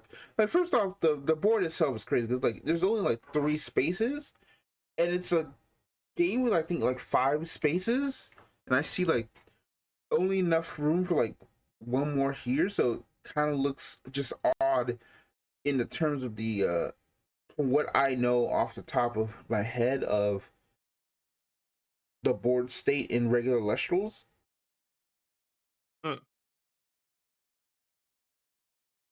So it just looks kind of weird. Now, granted, I have very limited details in Less I've never actually played it. I own a starter deck, but nothing like that. So again, please take this all with the biggest grain of salt possible. But yeah, it's very early, and it just kind of, from this alone, it just looks very middle of the road to me. Excuse me. Yeah. All right, so It's like a good timeline meta zoo. That's all I can say about Elestrals. good time. Good timeline meta zoo. All right. And next, Battle Spirits. We have some details on Battle Spirits. So we've mentioned before that Battle Spirits is getting a new kind of basically going through a reboot. Yep. And so they've done a trial event for the Shinkaio project. And so this is the details they want to show. So at the Battle Search 2025, they're holding side events called the Standard Early Trial Session, where you'll be the first to try out the new standard cards that will be introduced in the Shinkaio project starting next year. The cards rules that you will play at the standard preview session are currently under development. We would like you to try it out as soon as possible and give us your feedback on the new format. We hope that many people will participate and answer our survey to share their impressions and opinions on the game. So here's the main core. Today, I'd like to explain standard once again, as well as introduce some changes from the current Battle Spirits and new gimmicks that are planned to be added. They're currently in development, so this is the information. First off, they've announced that there's going to be a second main step after the attack step. As you can perform main step after attacking, you can move a core from the spirit that has finished attacking and summon a new blocker or prepare for opponent's attack. A pretty cool change. So they just added main phase 2 from Yu-Gi-Oh! Into the Battle Spirits. Yep. Introducing True World Release, which replaces Level. What is True World Release? True Release is a state in which spirits, nexuses, etc. are powered up. By placing a specific number of cores or soul cores on them, they will enter the True Release state. In addition, there are effects that can only be activated during True Release. So, for example, they have a updated of Seagram Nova. It has like an EX ability. And then there's a level 1 for 9,000. And there's a 2 for, I'm assuming, the True World Release. So, in the case of this card, if there are 2 cores or a soul core planted on it, it will enter the True Release state. The attack effect written next to True Release is only active when it is in the True Release state. Combined with the second main step mentioned above, after a battle with a spirit that has a powerful True Release attack effect, you can replace the core with another spirit or nexus to enter the True Release state, allowing you to enjoy battles that make full use of True Release. So they have effectively kind of removed leveling up for a new mechanic of True Release. It seems like a terrible idea. Holy cow. Like they were going somewhere main phase 2. They were going somewhere. And they lost me.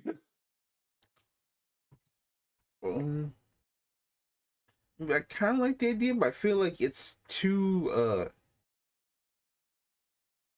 feels like it's already an issue if your Seaworm needs either 2 cores or a soul core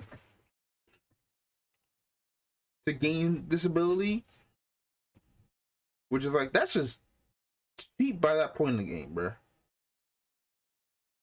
Yep. EX symbol and EX reduction enhancer strategy. What is an EX symbol? A special symbol required when using EX reduction. Aside from being used for EX reduction, it is treated the same as a normal symbol. EX reduction? What? On. Oh, this is like EX right there. And so they've shown like the difference between that and the E symbol right here. Red is EX reduction. When you banish a card with an EX symbol from the trash, you can fill one mitigation symbol for each banished card and use it from your hand. Except for using it for EX mitigation, it is treated the same as a normal symbol. That is they kind of show like the update here. I think that's just kind of like the Google Translate kind of butchering that sentence. Yeah. But I can assume the idea is like you banish a card with the EX symbol. Yeah. And it You not banish instead of just, you know, being on the board. A new symbol, the EX symbol, and the effect EX reduction that utilizes it when introduced. The reduction system using the reduction symbol is a fundamental element of Battle Spirits. Until now, if there is no symbol on the field, you cannot reduce cost, and if your opponent removed all the cards on the field at once, it could be difficult to recover. However, with the newly added EX symbol and EX reduction, you can now reduce cost even from the trash, making it easier to recover after your cards are wiped out. In addition, by storing cards with EX symbol in the trash early, you can make it easier to play cards with EX reduction, which will add even more depth to battles. Oh, okay. You know what? We just have to read a little further. Yeah, it's just, you know, it's a mechanic specifically for, it's a combat mechanic by updating the symbols in a sense. You ever heard this thing in Magic the Gathering called dredge? Yes. Hi, this is Dredge. It's back in Battle Spirits. Any self-mill becomes busted. I don't know exactly like that, because who knows how many like EX symbols to do. Remember, this is just for a set one. Though expanded is gonna go stupid, I will say that. Yeah, as the game goes on, the more risk of a dredge mechanic of a dredge shenanigans showing up get higher and higher. Alright, magic cards are strengthened with new gimmicks. What is soul magic? A magic card that can be used by playing a soul core when a symbol on the target color is on the field. So for example, here is a soul magic. What it looks like. Cards with soul magic can be used by paying the original cost, but they can also be used with one soul core, making it possible to unleash a powerful effect with just one soul core at a critical time and turn the tide of battle. What? This format is cooked. Guys? Oh man, we started with one cool thing at the top, and then it's like, here's every problematic MTG mechanic all rolled in one game. Set one. You got Dredge, you got Phyrexian Mana, you got Kicker. No, it's not Kicker.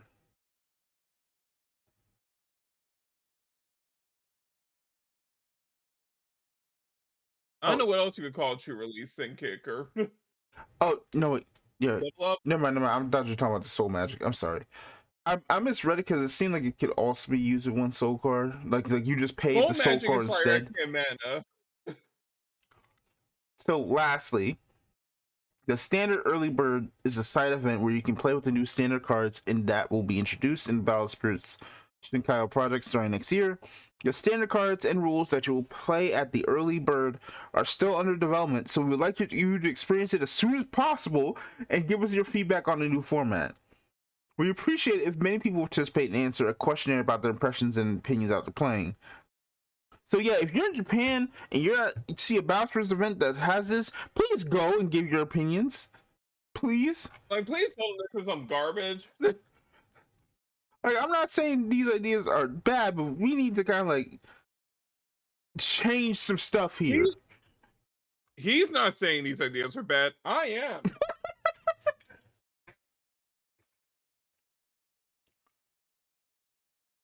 am.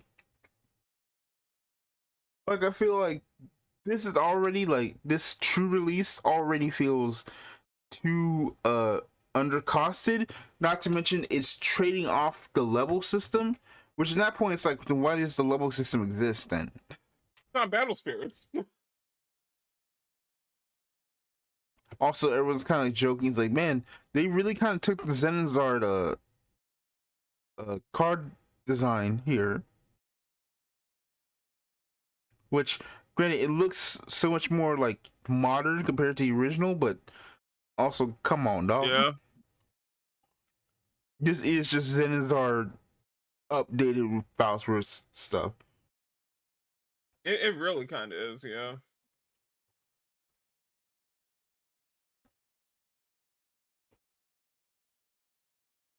And Zenizard will never return. Uh-huh.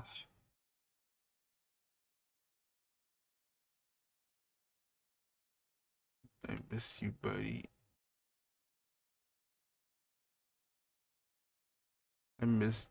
I mean, if it makes you feel any better, someone's probably recreating things by just going act rock or do I imperm this column? There's the 2025 Zenizard experience. I think probably find something. Huh? I mean, I want to see how, like, you know, if anyone's got like a deck idea or whatnot, that we could probably look and be like, oh yeah, let's you know, see how that kind of goes, right? Yeah.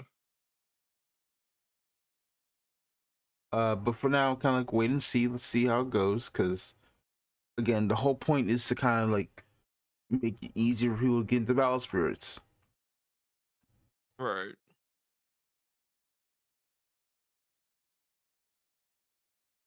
But is it still Battle Spirits? That's the big question. Girl, this is still a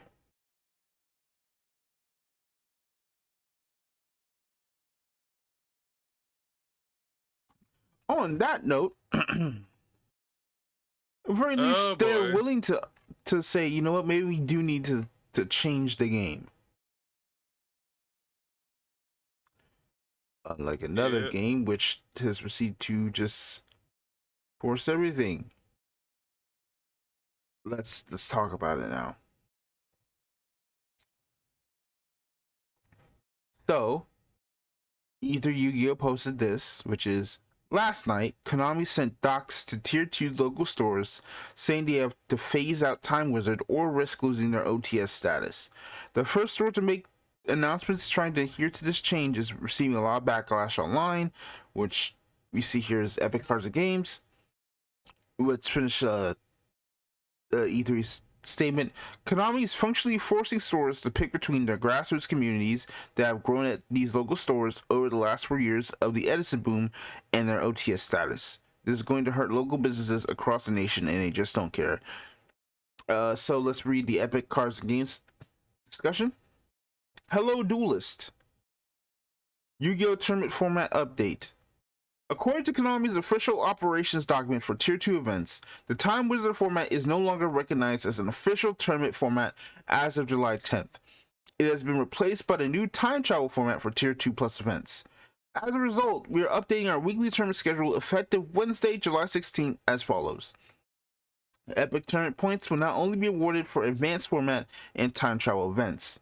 New weekly schedule, Wednesday at 7, advanced format and time travel. Thursday at 7, Time Wizard. We will continue running Time Wizard Edison at local once a week until Time Wizard is fully phased out by Konami official page.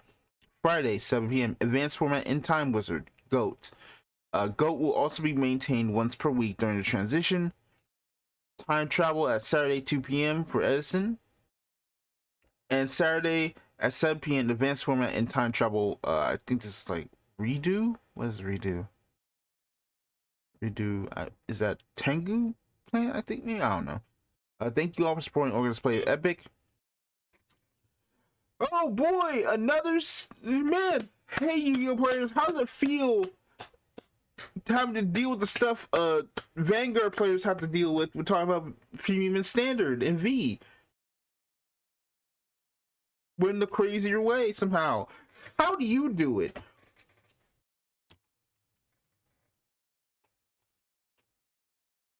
Oh man.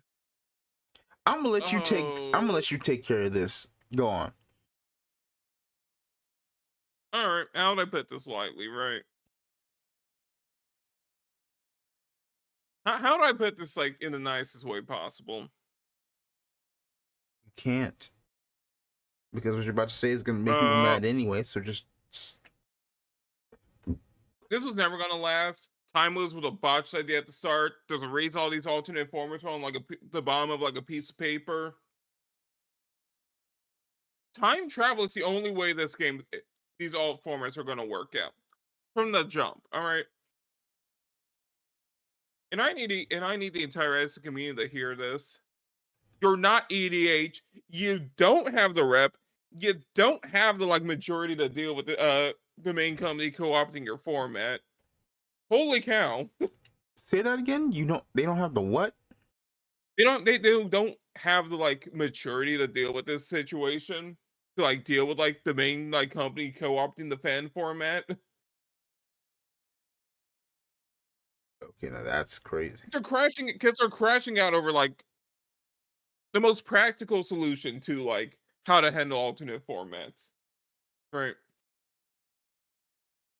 People playing MTG Legacy play modern rules. People playing Block Constructed play with modern rules. People playing V, hell, people playing like old school Vanguard still kind of play with any comprehensive rule change that may affect the older format. Yu-Gi-Oh is the only game where you have a community of people saying, yeah, but our legacy format must pertain to exact old rules and rule book and structure of the game and legacy rulings that pertain to that time period. Only the Yu-Gi community is up to this nonsense, all right?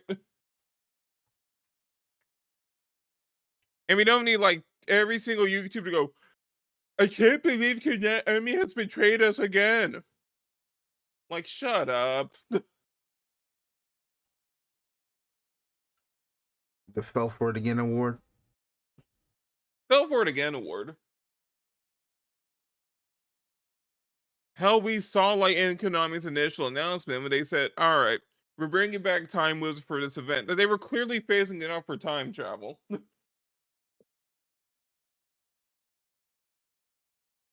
You don't get right. Time travel, cool.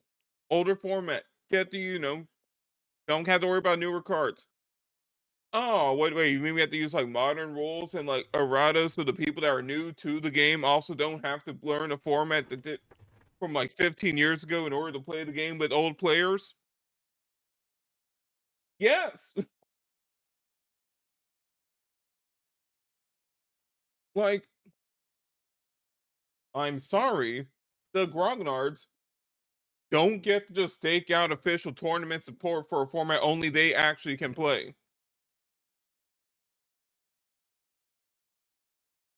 Right. Like imagine a bunch of Vanguard players like, yeah, all right, so we're gonna like force Busher at the latest play BTO6 format.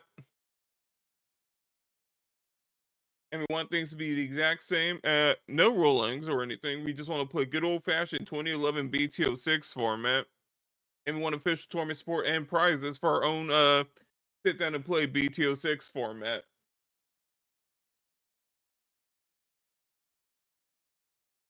No one. I think it's silly on the No face one. of it.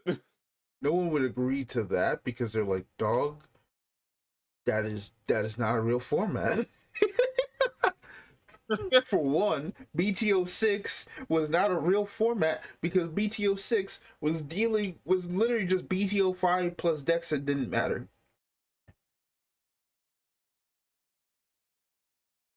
I mean, let's go format. Also, this is gonna be a complete side tangent. Edison's the worst name for a format ever. I mean, it's named after the time period, right? Right. And the name tells you nothing about that period. Goat format. Scapegoat. Oh, Well, the period scapegoat was that's not true. Edison was the Edison YCS that started the format. right. And that's a right. That's what I mean, right? Like if you tell someone like Haas, great name, great acronym, tells you the exact four heavenly kings of the format. I think Edson's like, yeah, man, let me just sip some Monster Energy and tell you about the best Yu-Gi-Oh format ever. YCS Edison. I'll admit you're kind of reaching with this. Uh, This is my own person. Like, I don't like the name Edison. yeah, you're just kind of It's a reaching there. personal thing. But Like, I don't know. I like how they're handling time travel. Though it's like, here's a year, here's like a year, here's like a set thing, bam. Yeah, time travel's a better format than Time Wizard. Like overall, mm, that's my biggest takeaway from this. Like, it's better on like all fronts except for a. I want to keep playing Edison the exact same way I've been playing Edison for the entire time, and where you're like taking this away from us, Konami.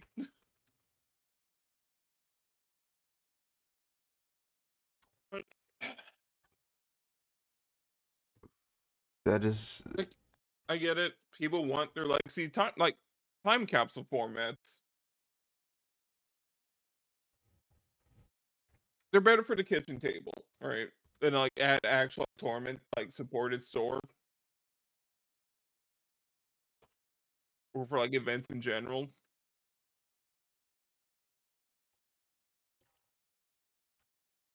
mm, It's also the issue like a closed loop format, right? Well, I mean not closed loop, just closed format. Like those are always gonna be terrible for any card game. Because like, why are you gonna support a format where you're not gonna make that much money off of new cards, and where most of the players already have their decks made for it? Like that's a bit of a problem if you think about it. V has the exact same problem. Cool. Well, no, V is in a better spot. You can print new V format cards. Konami can't print new Edison cards that aren't reprints. mm, So any bloke that's just taking table space or like events or whatever already have their decks, already aren't purchasing more product, and Konami's not making any money off of them.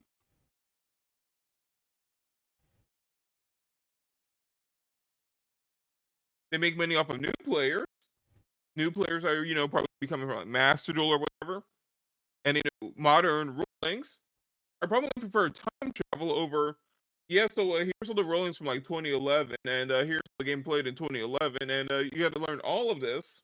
Time Wizard.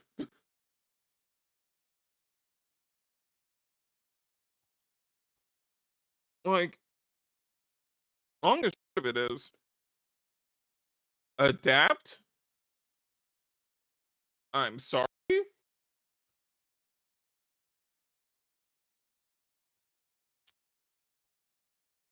you're gonna get people mad if they even watch this. Because thankfully we can clip parts of the podcast now. If a single person starts clipping this podcast, I am in danger. I will start having people come for my life online.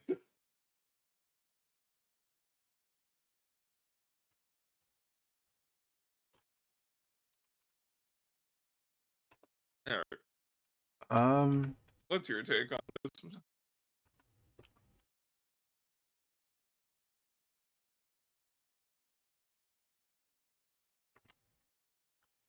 I will say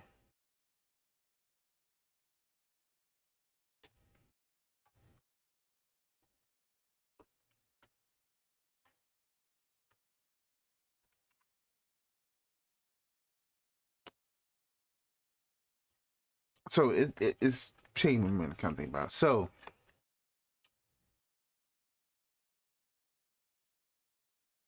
it is exactly the same thing that is like happening with I think I remember listening to like the Pod Agree podcast when Paul and what's his name were talking about their opinions on it. And I think the point is like very much like, yeah, no, it's like part of the awkwardness is, hey, here is so I think the issue that is kind of being played here is like, one, it's just like premium players in a sense of, hey, they're trying to phase out a format we really like after kind of saying you want to support it and then just saying, nah, we don't want to support it no more. That feels messed up. And I can get that. Right. But I think the issue is not really Edison itself, but more so kind of a whole other discussion about the state of the Yu-Gi-Oh card game as a whole. That, Yeah. like, this is more than just, oh no, they're stopping playing Edison tournaments where you can pay the store. You know, yes, that's bad because, like, you know, the stores, you know, could have spent that time on a whole other like game itself so that they can make money and, you know, actually like survive, right? Because like that could be like something else that like some of these like formats, these time wizard formats, that's a Thursday, that's a Friday, right? That's a Thursday and a Friday slot that can be switched up for literally any other game. That'll probably get them more money. Maybe like a One Piece, right? Maybe a One Piece, maybe an upcoming Gundam, maybe some Hollow Live. You know, these other like games that are very important. But this store really does support Yu-Gi-Oh, right? Using the store as an example, right? Right.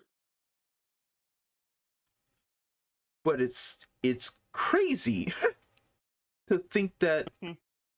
But it's crazy to believe that this is only because of just Edison. This is the same logic I think people kind of feel that Bushiroad is going to take, which is, hey, we don't need to keep this around anymore. We don't need to have a format that doesn't really make us a lot of money. And people were talking like, well, what are you talking about? You can release product for this. This is not this. And people, I assume they're only saying this mainly because they're thinking of Commander. And I have to say this right now. Commander is a totally different beast. Yeah. Because Commander releases new cards for a format that takes everything. Right. Time Travel and Time Wizard are locked formats. And again, like you said, like with V and Vanguard, you can print new cards and it be fine because it's, you know, whole thing. Even with something like Modern or you know, some other legacy format that people play, right? You can release new cards because those formats have a flexibility to them that an Edison or a Time Wizard event does not have. Because the point is, like, yeah, those are cards that were released during that time frame, during that time period. You can't, within good reason, add new cards to that format. If that's the case, then if I release like a 2-player starter deck for a format that was released in 2014, that was 11 years. When did Edison happen? Like Edison format, when did Edison happen? 2010. The 2010 SJC in Edison, New Jersey. That was 15 years ago. What the hell am I doing as a company releasing a reprint only set of cards from 15 plus years ago. Right? Anyone with a brain, I think, would tell you, well, not a brain, but with a business like come would tell you that makes no damn sense. Now, granted, Well, you when products already doing hot, you want to store more product? yes, like that's another issue. Product in Yu-Gi-Oh! In the modern game is dropping. Like let me pull up this Duelist Advance. Let me see if I can find like booster boxes. Let's look up Duelist Advance here. Duelist Advance on TCG Player currently is going for less than $40. The MSRP usually of Yu-Gi-Oh sets is like $60 to $80. Keep in mind, this is also a set that has Sky Strikers, that has Vanquish Soul, that has the Art Mage, that has the card that will eventually be like for whatchamacallit, the Drago Tales, the next set. Let's see. I know this is a card that the House of Champs was talking about that is crazy. That's like as high as it is. The Altered Gaga Girl is $20, $23 for Gaga Girl. You know, a collector's thing for people who like Zechs. If an Altart this cool is $20, something's wrong. If you're telling me in a set that has Sky Strikers like best Blink Monster, $18 as a secret rare. Su's an ultra and costs $30, but it's for a top tier meta strategy, right? No other secret. Let me actually look this up here. Let's kind of take a look towards the singles here. Card type, printing, rarity, secret rare. Let's take a look at the secret rares.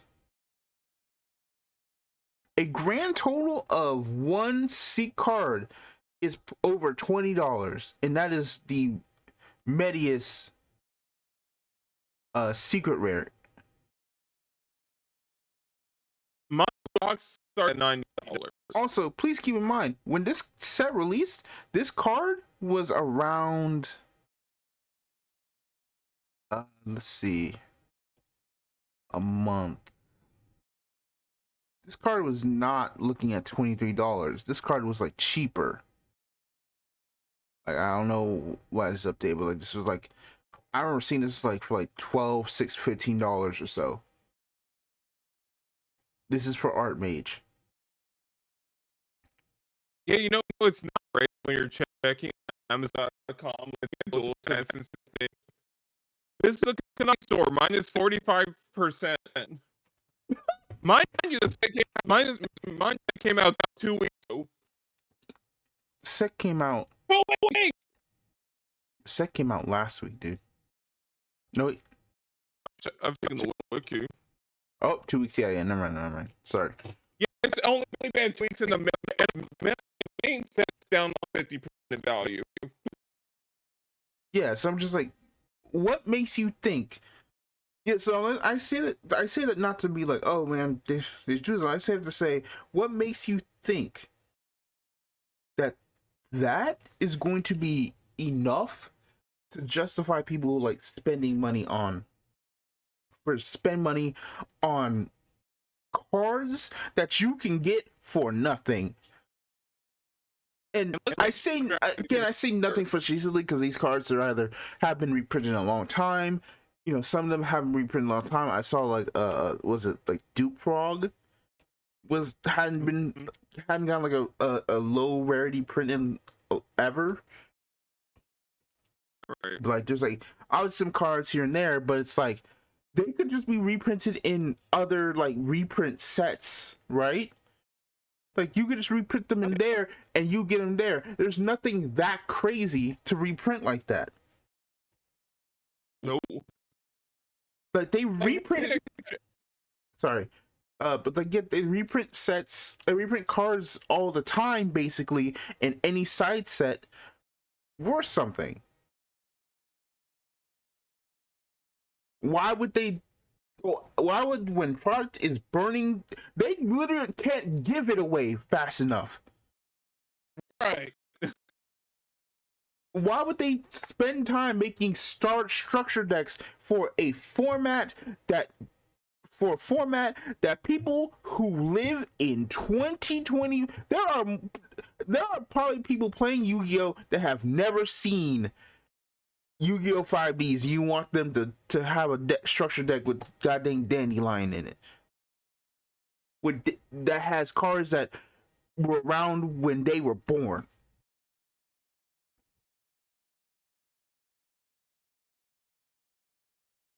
Like, I don't understand that idea. Like, the product's not gonna move you make specific things. This is not Commander.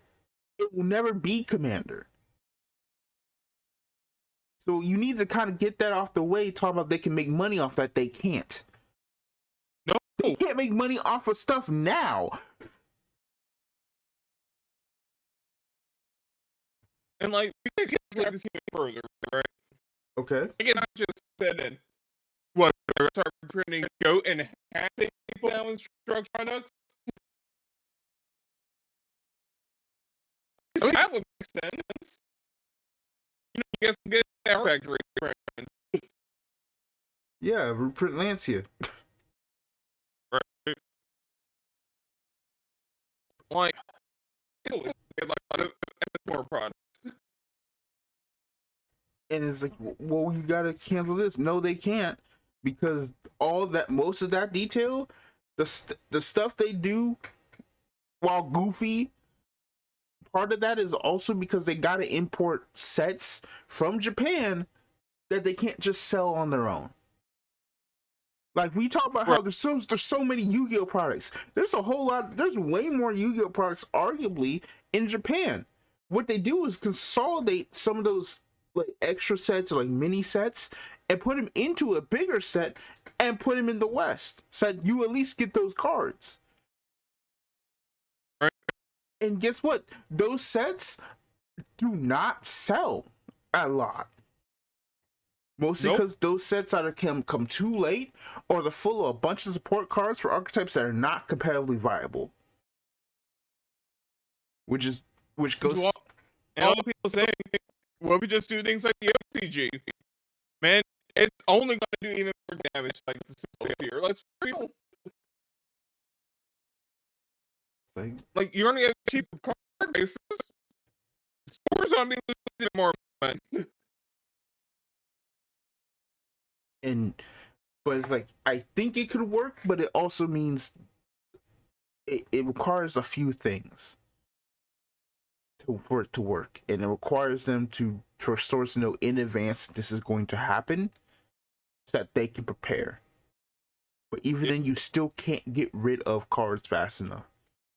Like, you need a critical mass of like sealed product purchase to be viable. Which unfortunately, you know, Western TCG culture is, if you buy this product, you're a bigger idiot than anyone. No, it's more like, if you buy sealed product, you either are an idiot because you're buying stuff you probably will not get, or you might be low-key a scalper or something, especially if you get it en masse. Right? It's like, I'm getting all this stuff. It's like, you're scalping. Which, like, you have to change TCG culture here. Which, to be fair, yeah, buying stuff for the kids and, buying stuff that other people can have, but that's a whole different thing. Then quite literally, a set that drops is at half off. Nobody wants that shit. No. It's like, they can't give it away fast enough, dog. Like, time travel, as much as people want to hate it, it's at least not throwing the bone. And, like, it's some form of bridge. And then between new and old. then let's also just not forget it just let's also kind of add this to it too. There's obviously a whole other discussion, which is kind of like, again, the reason, if product was selling, if they're able to move this product reasonably, they probably would take a try and make a hit, like try to take a hit like the like an Edison product or a Goat product, but it's not. In the West, especially in the United States, where we're in a point where like people cannot even go to Evo. People don't have the money to go everywhere. Like, the money is tight. The price of the brick went up. Yep. And you want a business to take a hit in a recession, potential depression, so that they can reprint a bunch of cards from 2010 and earlier? Yes. Nah. You got me fucked up. This is the Jerome be like, all right, now y'all all smoking crack. What is wrong with y'all? I mean, I gotta be real. It's gonna sound silly, sound a little bootlicky, but you know, they're not making their case. Paying people in charge of us are like, fuck Konami.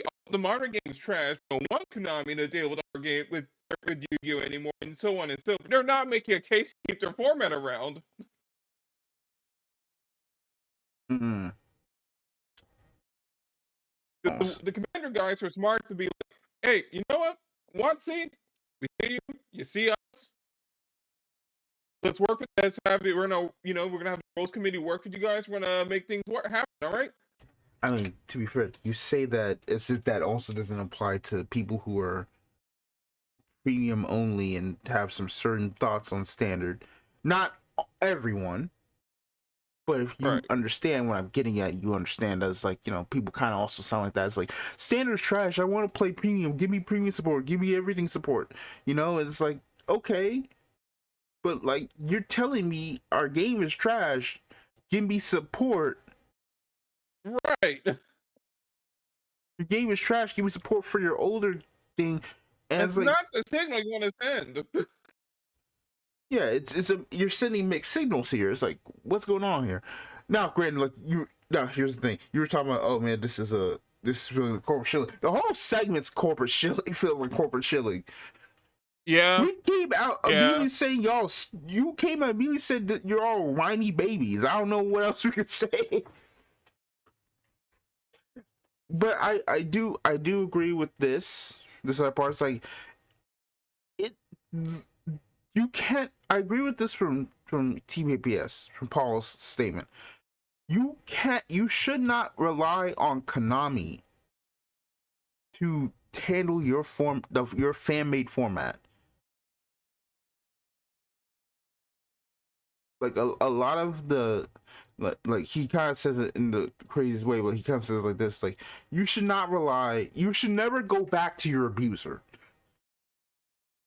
You shouldn't go back to your abuser asking for help. Sure. And that's kind of what it is. This is an abusive relationship you got. It's like, you can't go back to your abuser asking for help. You gotta get help with somewhere else, or do it yourself. You cannot just rely on Konami to take care of things you should be taking care of. I mean, you don't see the robbery players asking for like reprints and remakes of old structure decks. See who? The Robbery of Warlords players, the other format that's like, structure deck only. You don't see them asking for remix of old structure decks. Yeah, because they're still on the shelves.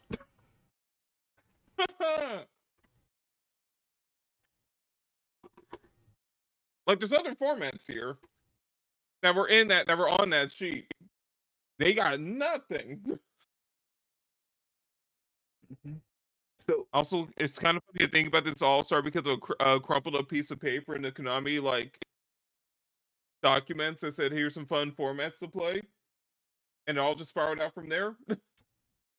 So here's another thing, and this is another part too. It's like this is also kind of general discussion about the state of Yu-Gi-Oh itself, because I watched that MBT video he dropped last night. I was like, he kind of says it like this, like he's meant to be kind of like a discussion about like why he feels like no one's playing the TCG, why it's like it feels lonely when talking about discussing the TCG, and why that's the case. And he, his video is kind of like his like answer of that is like, it's part of it is Master Duel's fault, and I'm like, it's like you aren't wrong. Yeah. But the other part is that Yu-Gi-Oh is battle spirits. The reason, so let's talk about the whole thing is like why I put that thing is like Yu-Gi-Oh is just battle spirits but longer. But Yu-Gi-Oh, especially in the West, refuses to actually try something to make people get into the game more. Right. Like, it has been 4 or 5 years since Rush Duel's release in OCG. Why are we releasing the anime for a card game that doesn't exist? And then they're having to have Lil Timmy come through. They want Lil Timmy to watch Rush Duels on Disney XD or Hulu or whatever. Yep. They go to a local card store or go to their local Target or Walmart and see either no product or old product. Zechs, your mic keeps cutting out randomly. Does it? Hold on. Yeah. Okay. Please don't tell me you're kind of you're messing up now. Please, no. So what I'm trying to say is like it's either they're expecting Lil Timmy to watch sevens. Say, oh my goodness, I want to play the Yu-Gi-Oh card game. Go to either their locals or to the Target or the Walmart in their neighborhood. Find cards that are not Rush Duel, but are Yu-Gi-Oh, have the Yu-Gi-Oh brand on them. Pick up a structure deck and then open the cards, and like these don't look like the cards I know I've seen. And when they try and learn it, they're confused because they're like, what the heck is all this? Yep. And it's like sorry, go on. You know what the crazy part is, right? And this is both Konami of America and like the player base's problem. Why is it that like the only solution to modern Yu-Gi-Oh is trash right now is not to reinvent the game, but to go backwards? Like there's a certain mentality afoot there. Like it's some toxic American brand nostalgia where it's like, all right, surely all we need to do is say with the good old days that we were picked up our bootstraps and play things old fashioned. It's like, no. The answer is to move forward and turn in a new direction. Play things differently, not older. Speed duels, fun little gimmick. Great, cool. Not the answer. All these retro formats, still not the answer, because you're still gonna at some like we need a new Yu-Gi-Oh! That's what Rush Duel was like, right? Mm-hmm. Like Japan found the answer. It's not to go backwards, it's to go forward and to the right.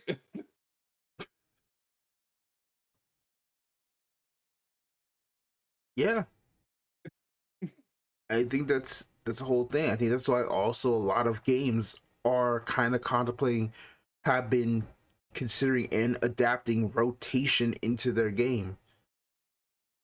It's because I think a lot of games have also kind of realized we can't keep this up. Nope. and because it's going to hurt. Again, we just talked about Battle Spirits right before this. The reason they're doing this whole Shinka project, whatever, is because they feel like there's been too many mechanics and all this other stuff in Battle Spirits that they have decided we gotta restart. We gotta start from the drawing board. We gotta update the game. We gotta make it easier for people to get into the game, into the series. Combine it with a new anime, and we I don't even go think a from new there. master rule would solve it, Proto. Like, that. No, I'm not talking about a new master rule. Oh wait, you're talking about to someone in your chat? Yeah. Oh, but it's like, no, I don't think a master rule is the issue. I think the issue is that they don't, like, Konami has the answer right there. It's rush duels. Like, Yep. does it help the rest of the TCG? No, but it is a boarding point to the rest of the game, to the franchise, to the series as it stands. And that's the thing. It doesn't even have to be like a transition point. It could just be a damn new good game that stands on its own. Yeah, like we can have, if Bandai and Bushiroad taught us, you can have two games running at the same time. They're basically the same thing. Right. You can just have Yu-Gi-Oh! 2. There's no need for all this shenanigans. Just Yu-Gi-Oh! 2. Yu-Gi-Oh! Whatever. Give it a catchy subtitle. It really is, but it's like I still think about every time I've heard, I've watched a Simo video that isn't a prog where he goes and talks about, oh well, here's, there's rush duels, or there's like these, dual links and all these other formats that aren't real Yu-Gi-Oh! And it's like, and I just sit there and I'm like, dude, how? And then and then I see that tweet he talks about, like, he's trying to teach someone about Yu-Gi-Oh! It's like, whole thing, it's like, man, it's almost like those other not Yu-Gi-Oh! Things are kind of important right now, because real Yu-Gi-Oh! Is too hard to get into for little Timmy. You teach your little Timmy, like, even the basics, right? And, you get a little Timmy that, understands it. Like, all right. What's going to happen? They're going to hop into Master Duel. They're going to get Wombo Combo by Fiendsmith. And it's just like, and then little Timmy's going to stop playing the game. Yes. But if little Timmy learns rush duels and goes on to Duel Links for something, and it's like, oh, okay, this has learns that rush duels and Duel Links, he'll play rush duels and he'll learn rush duels and he'll understand the game slowly. He'll get an ease of the speed of the game while understanding the base core mechanics of Yu-Gi-Oh! In a sense, and that could possibly transition. Or he just plays rush duels. There are a lot of people I know personally that when rush duels got revealed for got put into Duel Links, they just became exclusively rush duel. They abandoned speed duels. It's almost like you can just be a fan of the IP with just playing a different version of the game. And like Speed Duels kind of exposes the problem of, like, after the second Speed Duels entered the modern era, people fell off of Duel Links. It's almost like the problem isn't even the rule set or like a master rule. It's the goddamn cards themselves. Yep. I think this is like the cards have just speed there. It's like, I mean, that and just the effects are just the skills are just insane. Like Rainbow Neos is a card that was not designed to have you search out Rainbow Dragon and Elemental Hero Neos and to make it turn 1. Or rather, you can do it, but it's also like you're not supposed to immediately have that in OTK your opponent immediately off of it. Man, I can't wait to log into Duel Links to get Sword Soul comboed.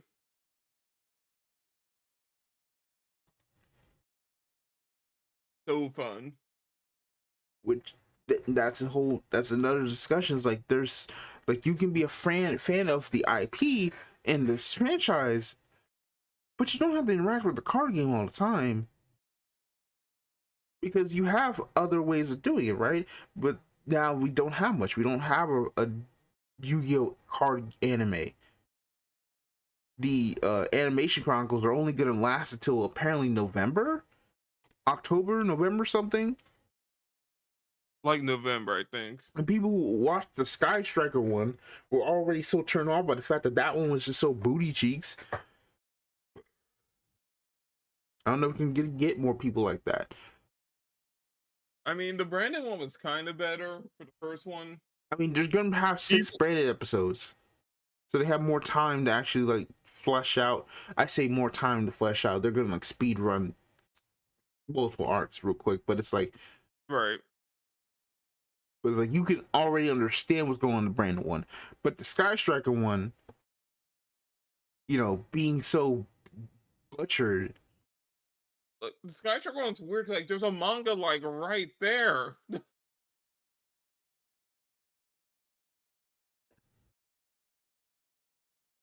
They could have just done a regular manga adaptation.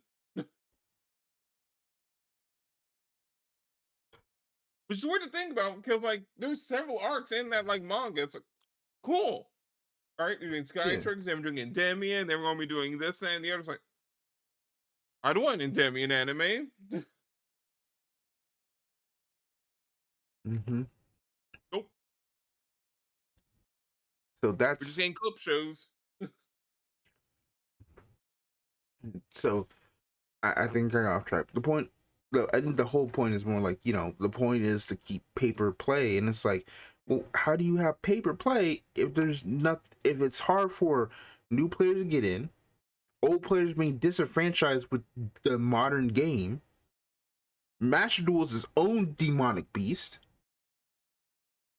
right? And you won't bring in probably the only other answer you have within reason.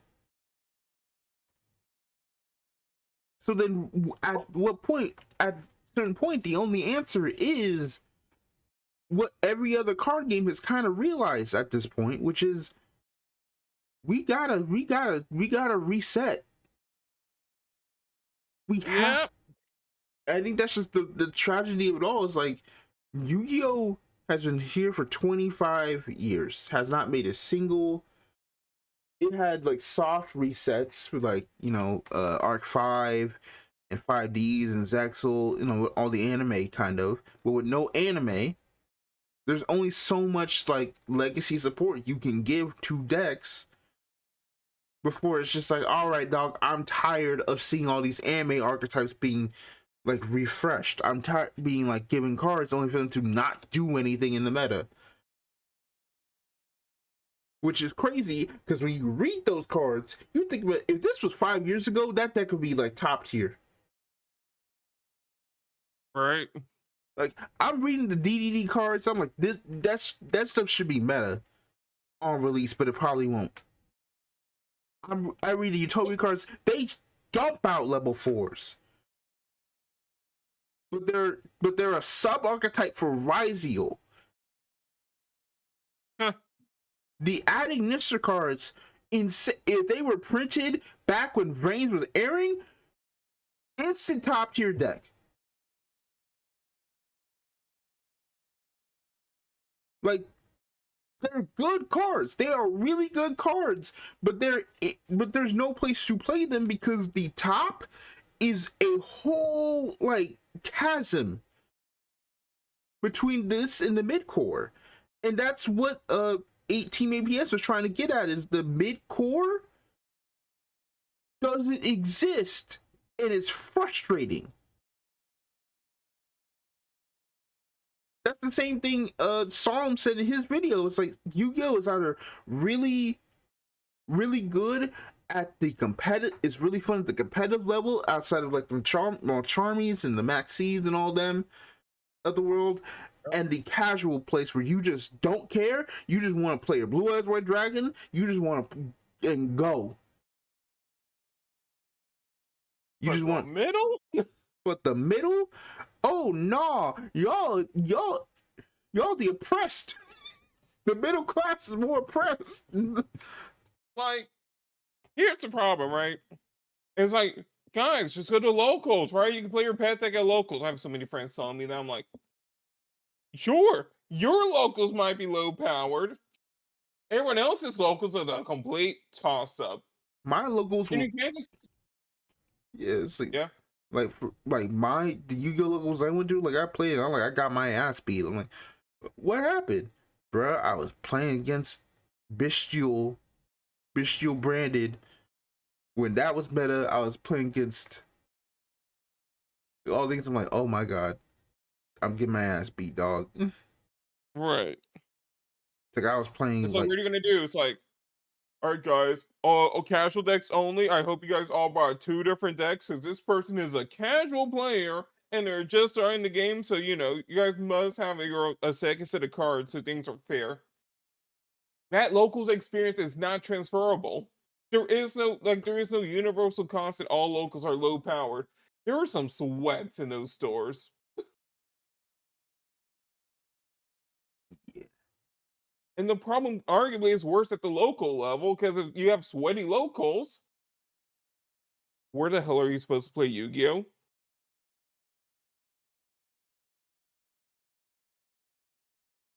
you can't. You gotta play with your homies. In that case, you're just playing casual. Yep. And now we're at the kitchen table level where, you know, most card games exist at, really. Where anything goes at that point, it's like, cool. Yeah, You're not in this conversation anymore. And that's the problem. and that's why product does not get bought because like, all right, competitive players. There's nothing. There's not a generic. Sorry, I don't know what's going on with my mic. What's going on here? But like competitive players, if there's not a generic staple, uh, or a top meta strategy, they don't have to spend money. What they go and buy boxes for? Right. Casuals, they don't care. They'll just go on. They'll buy a box maybe for their locals or whatnot. But you know, if their pet deck is a low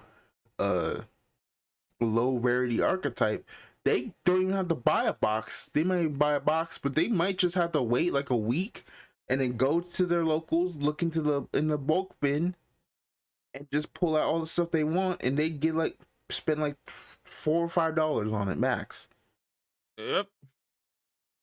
because everybody threw all the stuff in the bulk. And then you have the mid core, which is a bunch of people who want to take out of those like $20 decks that they've always done. Those people who bought these structured decks and play, right? But they're going to get mollywopped by these cards that just have a lot more power that do more for less. Yep. There's at least one person out there that got tricked into buying Gen X support. It's like, man, I can't wait to enjoy my new Gen X. And there's a hand trap. And I We're got, until that. and they've got enough, and they built a board with a bunch of disruptions. I'm gonna make it again, and it got destroyed. All right, pack it up. Yep. Because I ran until that guy's like, man, that was a nice Gen X support you got there. Too bad any actual format you played in that has any form of interruption, it's unplayable. Anything that has no interruption, it's nigh unstoppable. Yep. Good luck having having a casual match anytime soon. Yep. Like So what? that's why I think it is genuinely times like at a certain point. Again, if Battle Spirits is like we got to do it, one of the few remaining like long running Eternal Games said we have run out of space. Right. And we're saying, and everyone's been complaining for almost the better part of 7 years, 6, 7 years, pretty much ever since Links came out, that Yu-Gi-Oh is very cramped in its design space, very like hard to understand, very complex. Maybe it's time we just reboot Yu-Gi-Oh. Yep. Like I think about it all the time. Things sometimes I'm like, Vanguard really wasn't that complex when we did the first reboot into V, and it really didn't need to be rebooted into D. It was just the issue of the power was just so off the charts. It's like you didn't need to do that. Like Vanguard's in a weird spot, right? So like you can make a very good argument that like there's a lot of design space they left on the kitchen table until like late V, when we started getting orders and all the markers and other like token decks. Mm-hmm. That was maybe like the peak of card design for Vanguard. It's like, all right, ignoring the power creep, we're doing some pretty neat stuff here. And now here's the issue: like we've now kind of like adapted it, but we haven't gone further. Like we've got blitz orders, we got set orders, we've got normal orders, but it feels like we're missing something spicy with all of that. That isn't just, oh yeah, we just multi-attack. I think that's The another problem big. is that there's too many 5-attack resending decks. Like almost every other new deck is here's a 5-attack resender deck. Which I think that's is what the even crazy problem. because when they revealed non-clear, people got upset because they were like, "Oh, it's just this 4 attacks, but it gets a bunch of power, it gets a bunch of recursion, and it gets triple drive." Yeah, but it only gets 4 attacks though. 4 attacks in 2025, ew. And it's like we've lost the plot, dog. Like the card design's kind of getting boring again with like the like outside the buddy fight stuff. Which might be Like we're kind kind of, of going sorry, continue, sorry. like we're kind of going backwards in space. I'm like, can we please go back to like the V era where like we're just cooking left and right? And it's crazy. It's even funnier because like we actually kind of had that when we started with the Divines decks, and then also we just kind of lost something in there too. Yeah. It's like what happened? Like these are 6 fresh, new, interesting ideas of decks, and also we just kind of became multi-attack the card game. Like I still firmly believe that Blackmire should never have had multi-attack with a divine skill that says, yeah, you lose all your effects and you can't PG. Right. Like what? Like what, at what point was that reasonable to put that in there and to have multiple variants of it now? So it was like, yeah, no, I think that was a mistake. Hey, Capcom, why is the season pass all Shotos?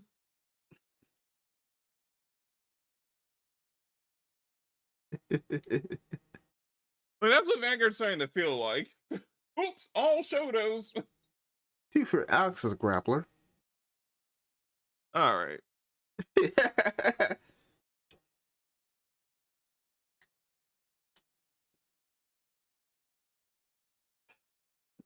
So, Like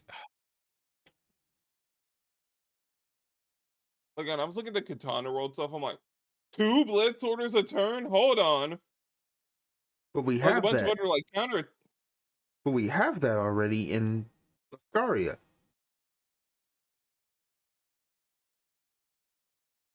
Yeah. Like But they've done nothing with Lascaria to play on. Like they have the cool card design. They just don't play on the aspects that make them cool.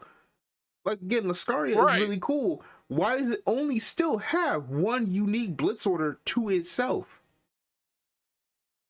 Yep. And then it's like I think the problem, right, is that the evergreen effects in Vanguard are kind of overwhelming. Does it draw? Does it resend? Does it gain plus 10,000 power? And does it gain a critical? Anything that's not those 4 effects do not matter in Vanguard.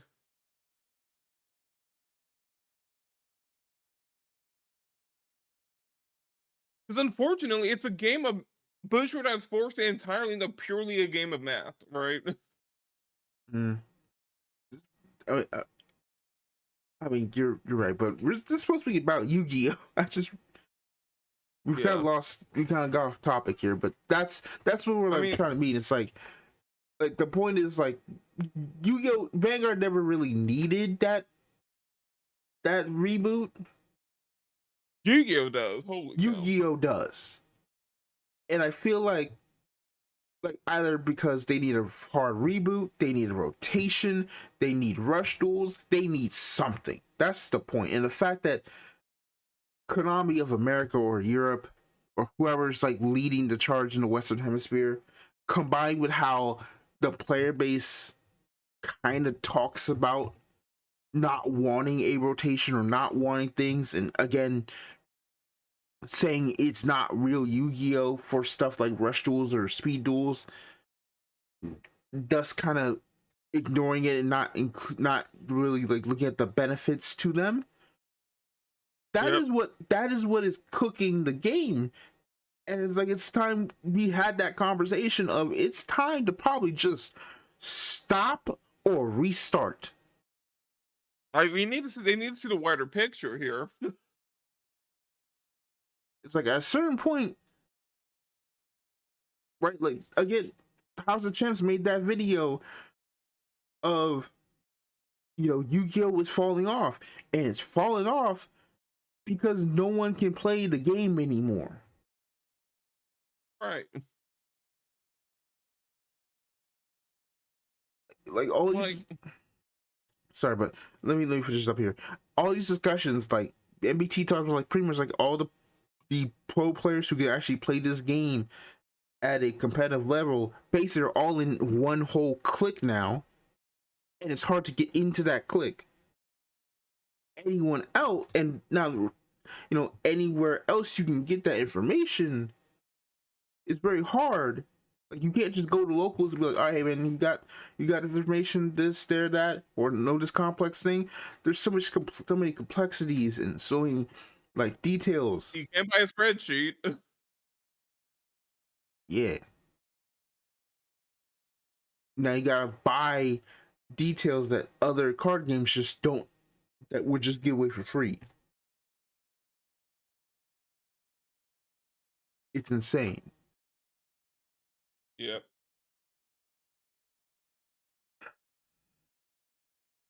Yeah, so that is pretty much that was like our main topic basically. Right. It's like Yu-Gi-Oh's falling apart, and anyone that, you know, everyone complaining about it falling apart doesn't want to, you know, do any of the changes that want to prevent it from falling apart. And their only answer is, yeah, but legacy formats. No.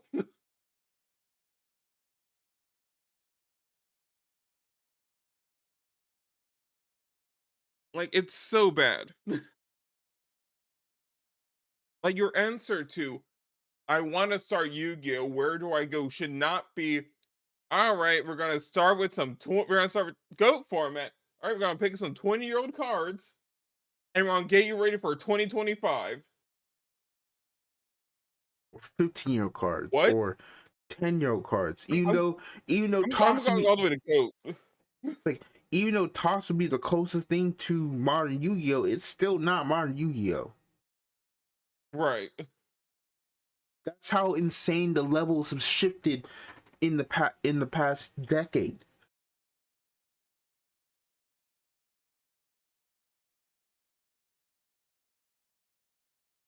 Like, no other card game has this, where it's like, yep, you gotta go back 15 years to learn how to play. No other card game has that, right? Mm-hmm. That's Pokemon, also, you start now. Magic, pick up a Final Fantasy deck. yeah. Vanguard, Here's standard. Yeah, here's standard. Shoot, we got 2 starters coming out in a month. Pick it up. Right. Grand Archive, you can pick that up right now. Elestrals, pick it up. Every set they release like 4 structure decks, every starter decks, every set, 2 to 4 every set. Yep.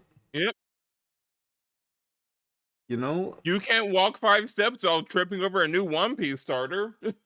yeah. And Gundam is gonna do the same. Yep. Volcana does it too. Like every set release a new structure deck, new starter deck related to that set. To at least get people in, to keep people into the game. Yu-Gi-Oh doesn't work on that timing. The fundamentals of Yu-Gi-Oh itself are flawed, and the current system of Yu-Gi-Oh in the West specifically is flawed to the point where it's like, then what the heck are we doing here, dog? And I'm gonna say this is gonna sound silly. I think the other problem with like structure decks nowadays for Yu-Gi-Oh being an older deck, but like where we've raised the floor on it for some reason, is also terrible logic for a starter product. We made old deck more complicated. Enjoy. Like for example, the new usage structure deck. People are complaining about. It's funny to see people complain about the power fellows for the usage structure deck because it's more focused on the junk synchron archetype. When it's like, and it's not like, oh, this isn't really combined with the rest of the stuff that people play now. And it's like, that's one, it's not the point of it, and 2, even then, the fact that it also comes to the point. Secondly, the deck still, at least with the 4 cards we know, doesn't make that deck really competitive anyway. And 3, because again, we don't have the mid core. And 3, what else do we? And 3, You're not playing it anywhere. Yeah, you're not gonna play. You're not playing it anywhere anyway. Of course, it's not support that thing because it's not meant to. And then it's like 3 is like, yeah, you increase the ceiling of a deck. You increase the ceiling of this deck, but that doesn't really help anybody if the core issue of how do I play this deck in the first place is not there. Right? It's like, it's time for Wombo Synchro combo. That's what the people want. Yeah, man. It's like, cool. I like this structure deck. Where's the start? Like, we never had a genuine starter deck where it. Right. And the one time we did, it was that 2-player piece of trash that was genuinely horrible. That people only bought for the reprint of Zeus. Which is hilarious to think about, right? Like, there's a problem when your starter product only has any value as a Zeus reprint. Also Manadium, I get Prime Art. It's like, were you putting those 2 cards in the starter product? What are we doing? It's like, it's not even like, oh, here's like 2 modern archetypes to really like learn the base of the game. No, it's a bunch of vanillas, some basic random famous cards like Blue Eyes, Red Eyes, and Dark Magician, to teach you how to tribute someone, which no one has done since the Obama administration. Huh. Oh, that's sad. And then they teach you one of the summoning mechanics for each deck, and like season of synchro. I was like, okay, can we go forward and learn more about pendulums and links or fusions? No, okay. Nope. Or rituals? No, okay. Like if they did like a 2-player starter set, but it's like you did like one for each variant, or like you made like a I feel like there's so many ways you can handle it, and it's just like you just didn't do it right. Like not everyone likes synchros, not everyone likes to see this, right? Some people just really like playing Like, Link monsters. I would just release a new like wave of starter decks. Give them some simple names. Make them entirely new cards, and then Like maybe some spell and trap card reprints, and just say, "Hey, here's a new deck called Fusion Commander, found in the starter deck Fusion Commander, a deck focused entirely around fusion summoning and supporting fusion summoning, and then so on for every summoning type. Keep it simple, fresh new cards, maybe some low to the ground, simple but effective card design, like and actually feels like proper starter casual product." like very least put like some anime characters back on these dang sets too. It's like on those sets too. Like you Right. have characters based on these gameplay styles, right? Like, and even then you have multiple characters. You don't even have to do that. You could put Blue Angel on the Link one. That's fine. Like a lot Yeah. of people like Cute Girl. Like you put Akiza instead of like you say on a starter deck, base it around them. Or maybe here's a thing: you could make brand new characters, make a new anime, put them motherfuckers on there, and maybe we got something Right. here.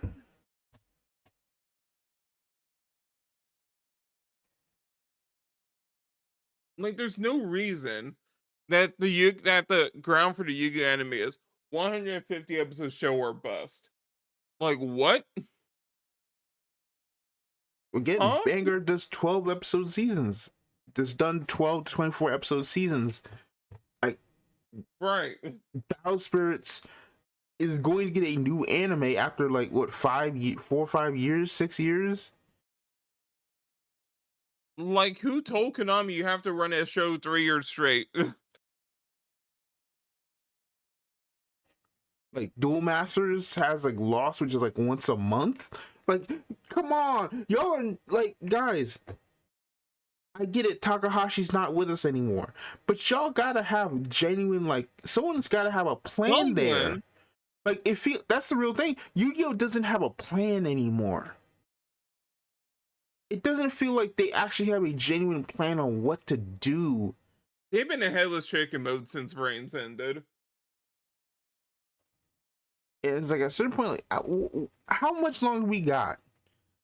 How much longer we genuinely got where we don't need like an anime? Like cool, like the Russian team had a plan, but now they don't even have their anime anymore for Yeah, some no. reason. I get probably some production issues might have been the case for that, but it's like, what happened here? How did Russian just lose its anime slots like that, and no like actual discussion about like what's the plan? What's the idea? What's going on? Like nothing. Like No. like if the Master Duel era was a headless chicken, the Rush Duel era, the Rush Duel era was like perfectly fine, and all of a sudden, uh, it's just a zombie. It's like, what's going on, dog? Right.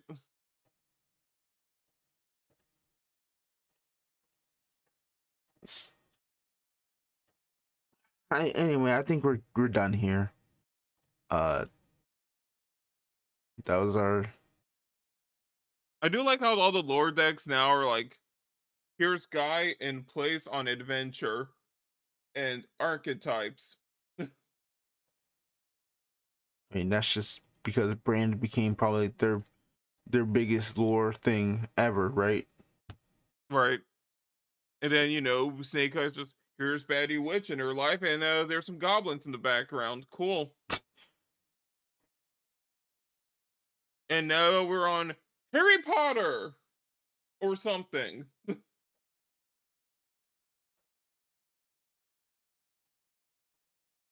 Harry Potter Like they had and it so right with Dual Terminal. Holy cow. I wouldn't say they had it so right, but the ideas of like, you know, we tell multiple stories going on at the same time probably was correct. So they Yeah. did try Even that like with world like what was it, with the Vsauce lore, but no one cared. I mean Vsauce is also guy in plays traveling meeting archetype. I mean, sure, it was all completely in his head in some crazy Buddhist spirit journey, but you know, that's whole other story. Yeah. Oh, it's about some dude ascending. Oh, what? What do you mean none of these places existed? So he was ascending off of something. I don't think it was off of Buddhist principles. It was And then I don't know, Fenrir ends up in Super Quant somehow. Like, where did Fenrir? Like, how does Fenrir account for all of this? somehow Fenrir's evolved. Somehow Fenrir escaped the mindscape. Cool, Somehow Fenrir survived. right? Somehow Fenrir returned. That's what I was to say. Maybe Fenrir's the only other real person in the Vsauce lore.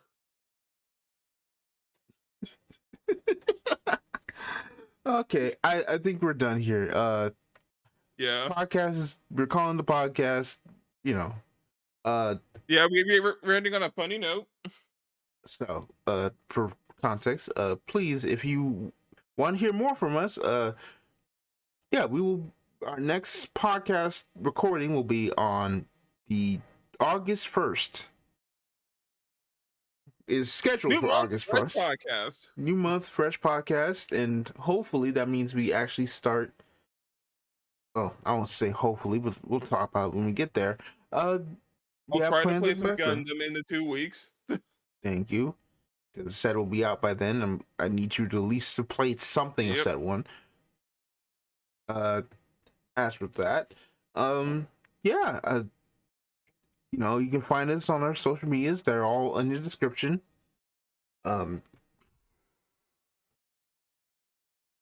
Yeet. I have a feeling we've got a lot to kind of talk about when I post the actual cut up part of this episode. Oh, we'll have a lot to talk about. Yeah, some stuff had to be cut out. On that note, thank you all so much for joining us for the Out of Pocket podcast. Yep. Thank you all for dropping by. But we're done yet, sir. Hello. Oh. Yeah, I was finishing up the thing. You just kind of like sped run the by. Oh shoot, sorry. Yeah, all right. But yeah, bye guys. All right.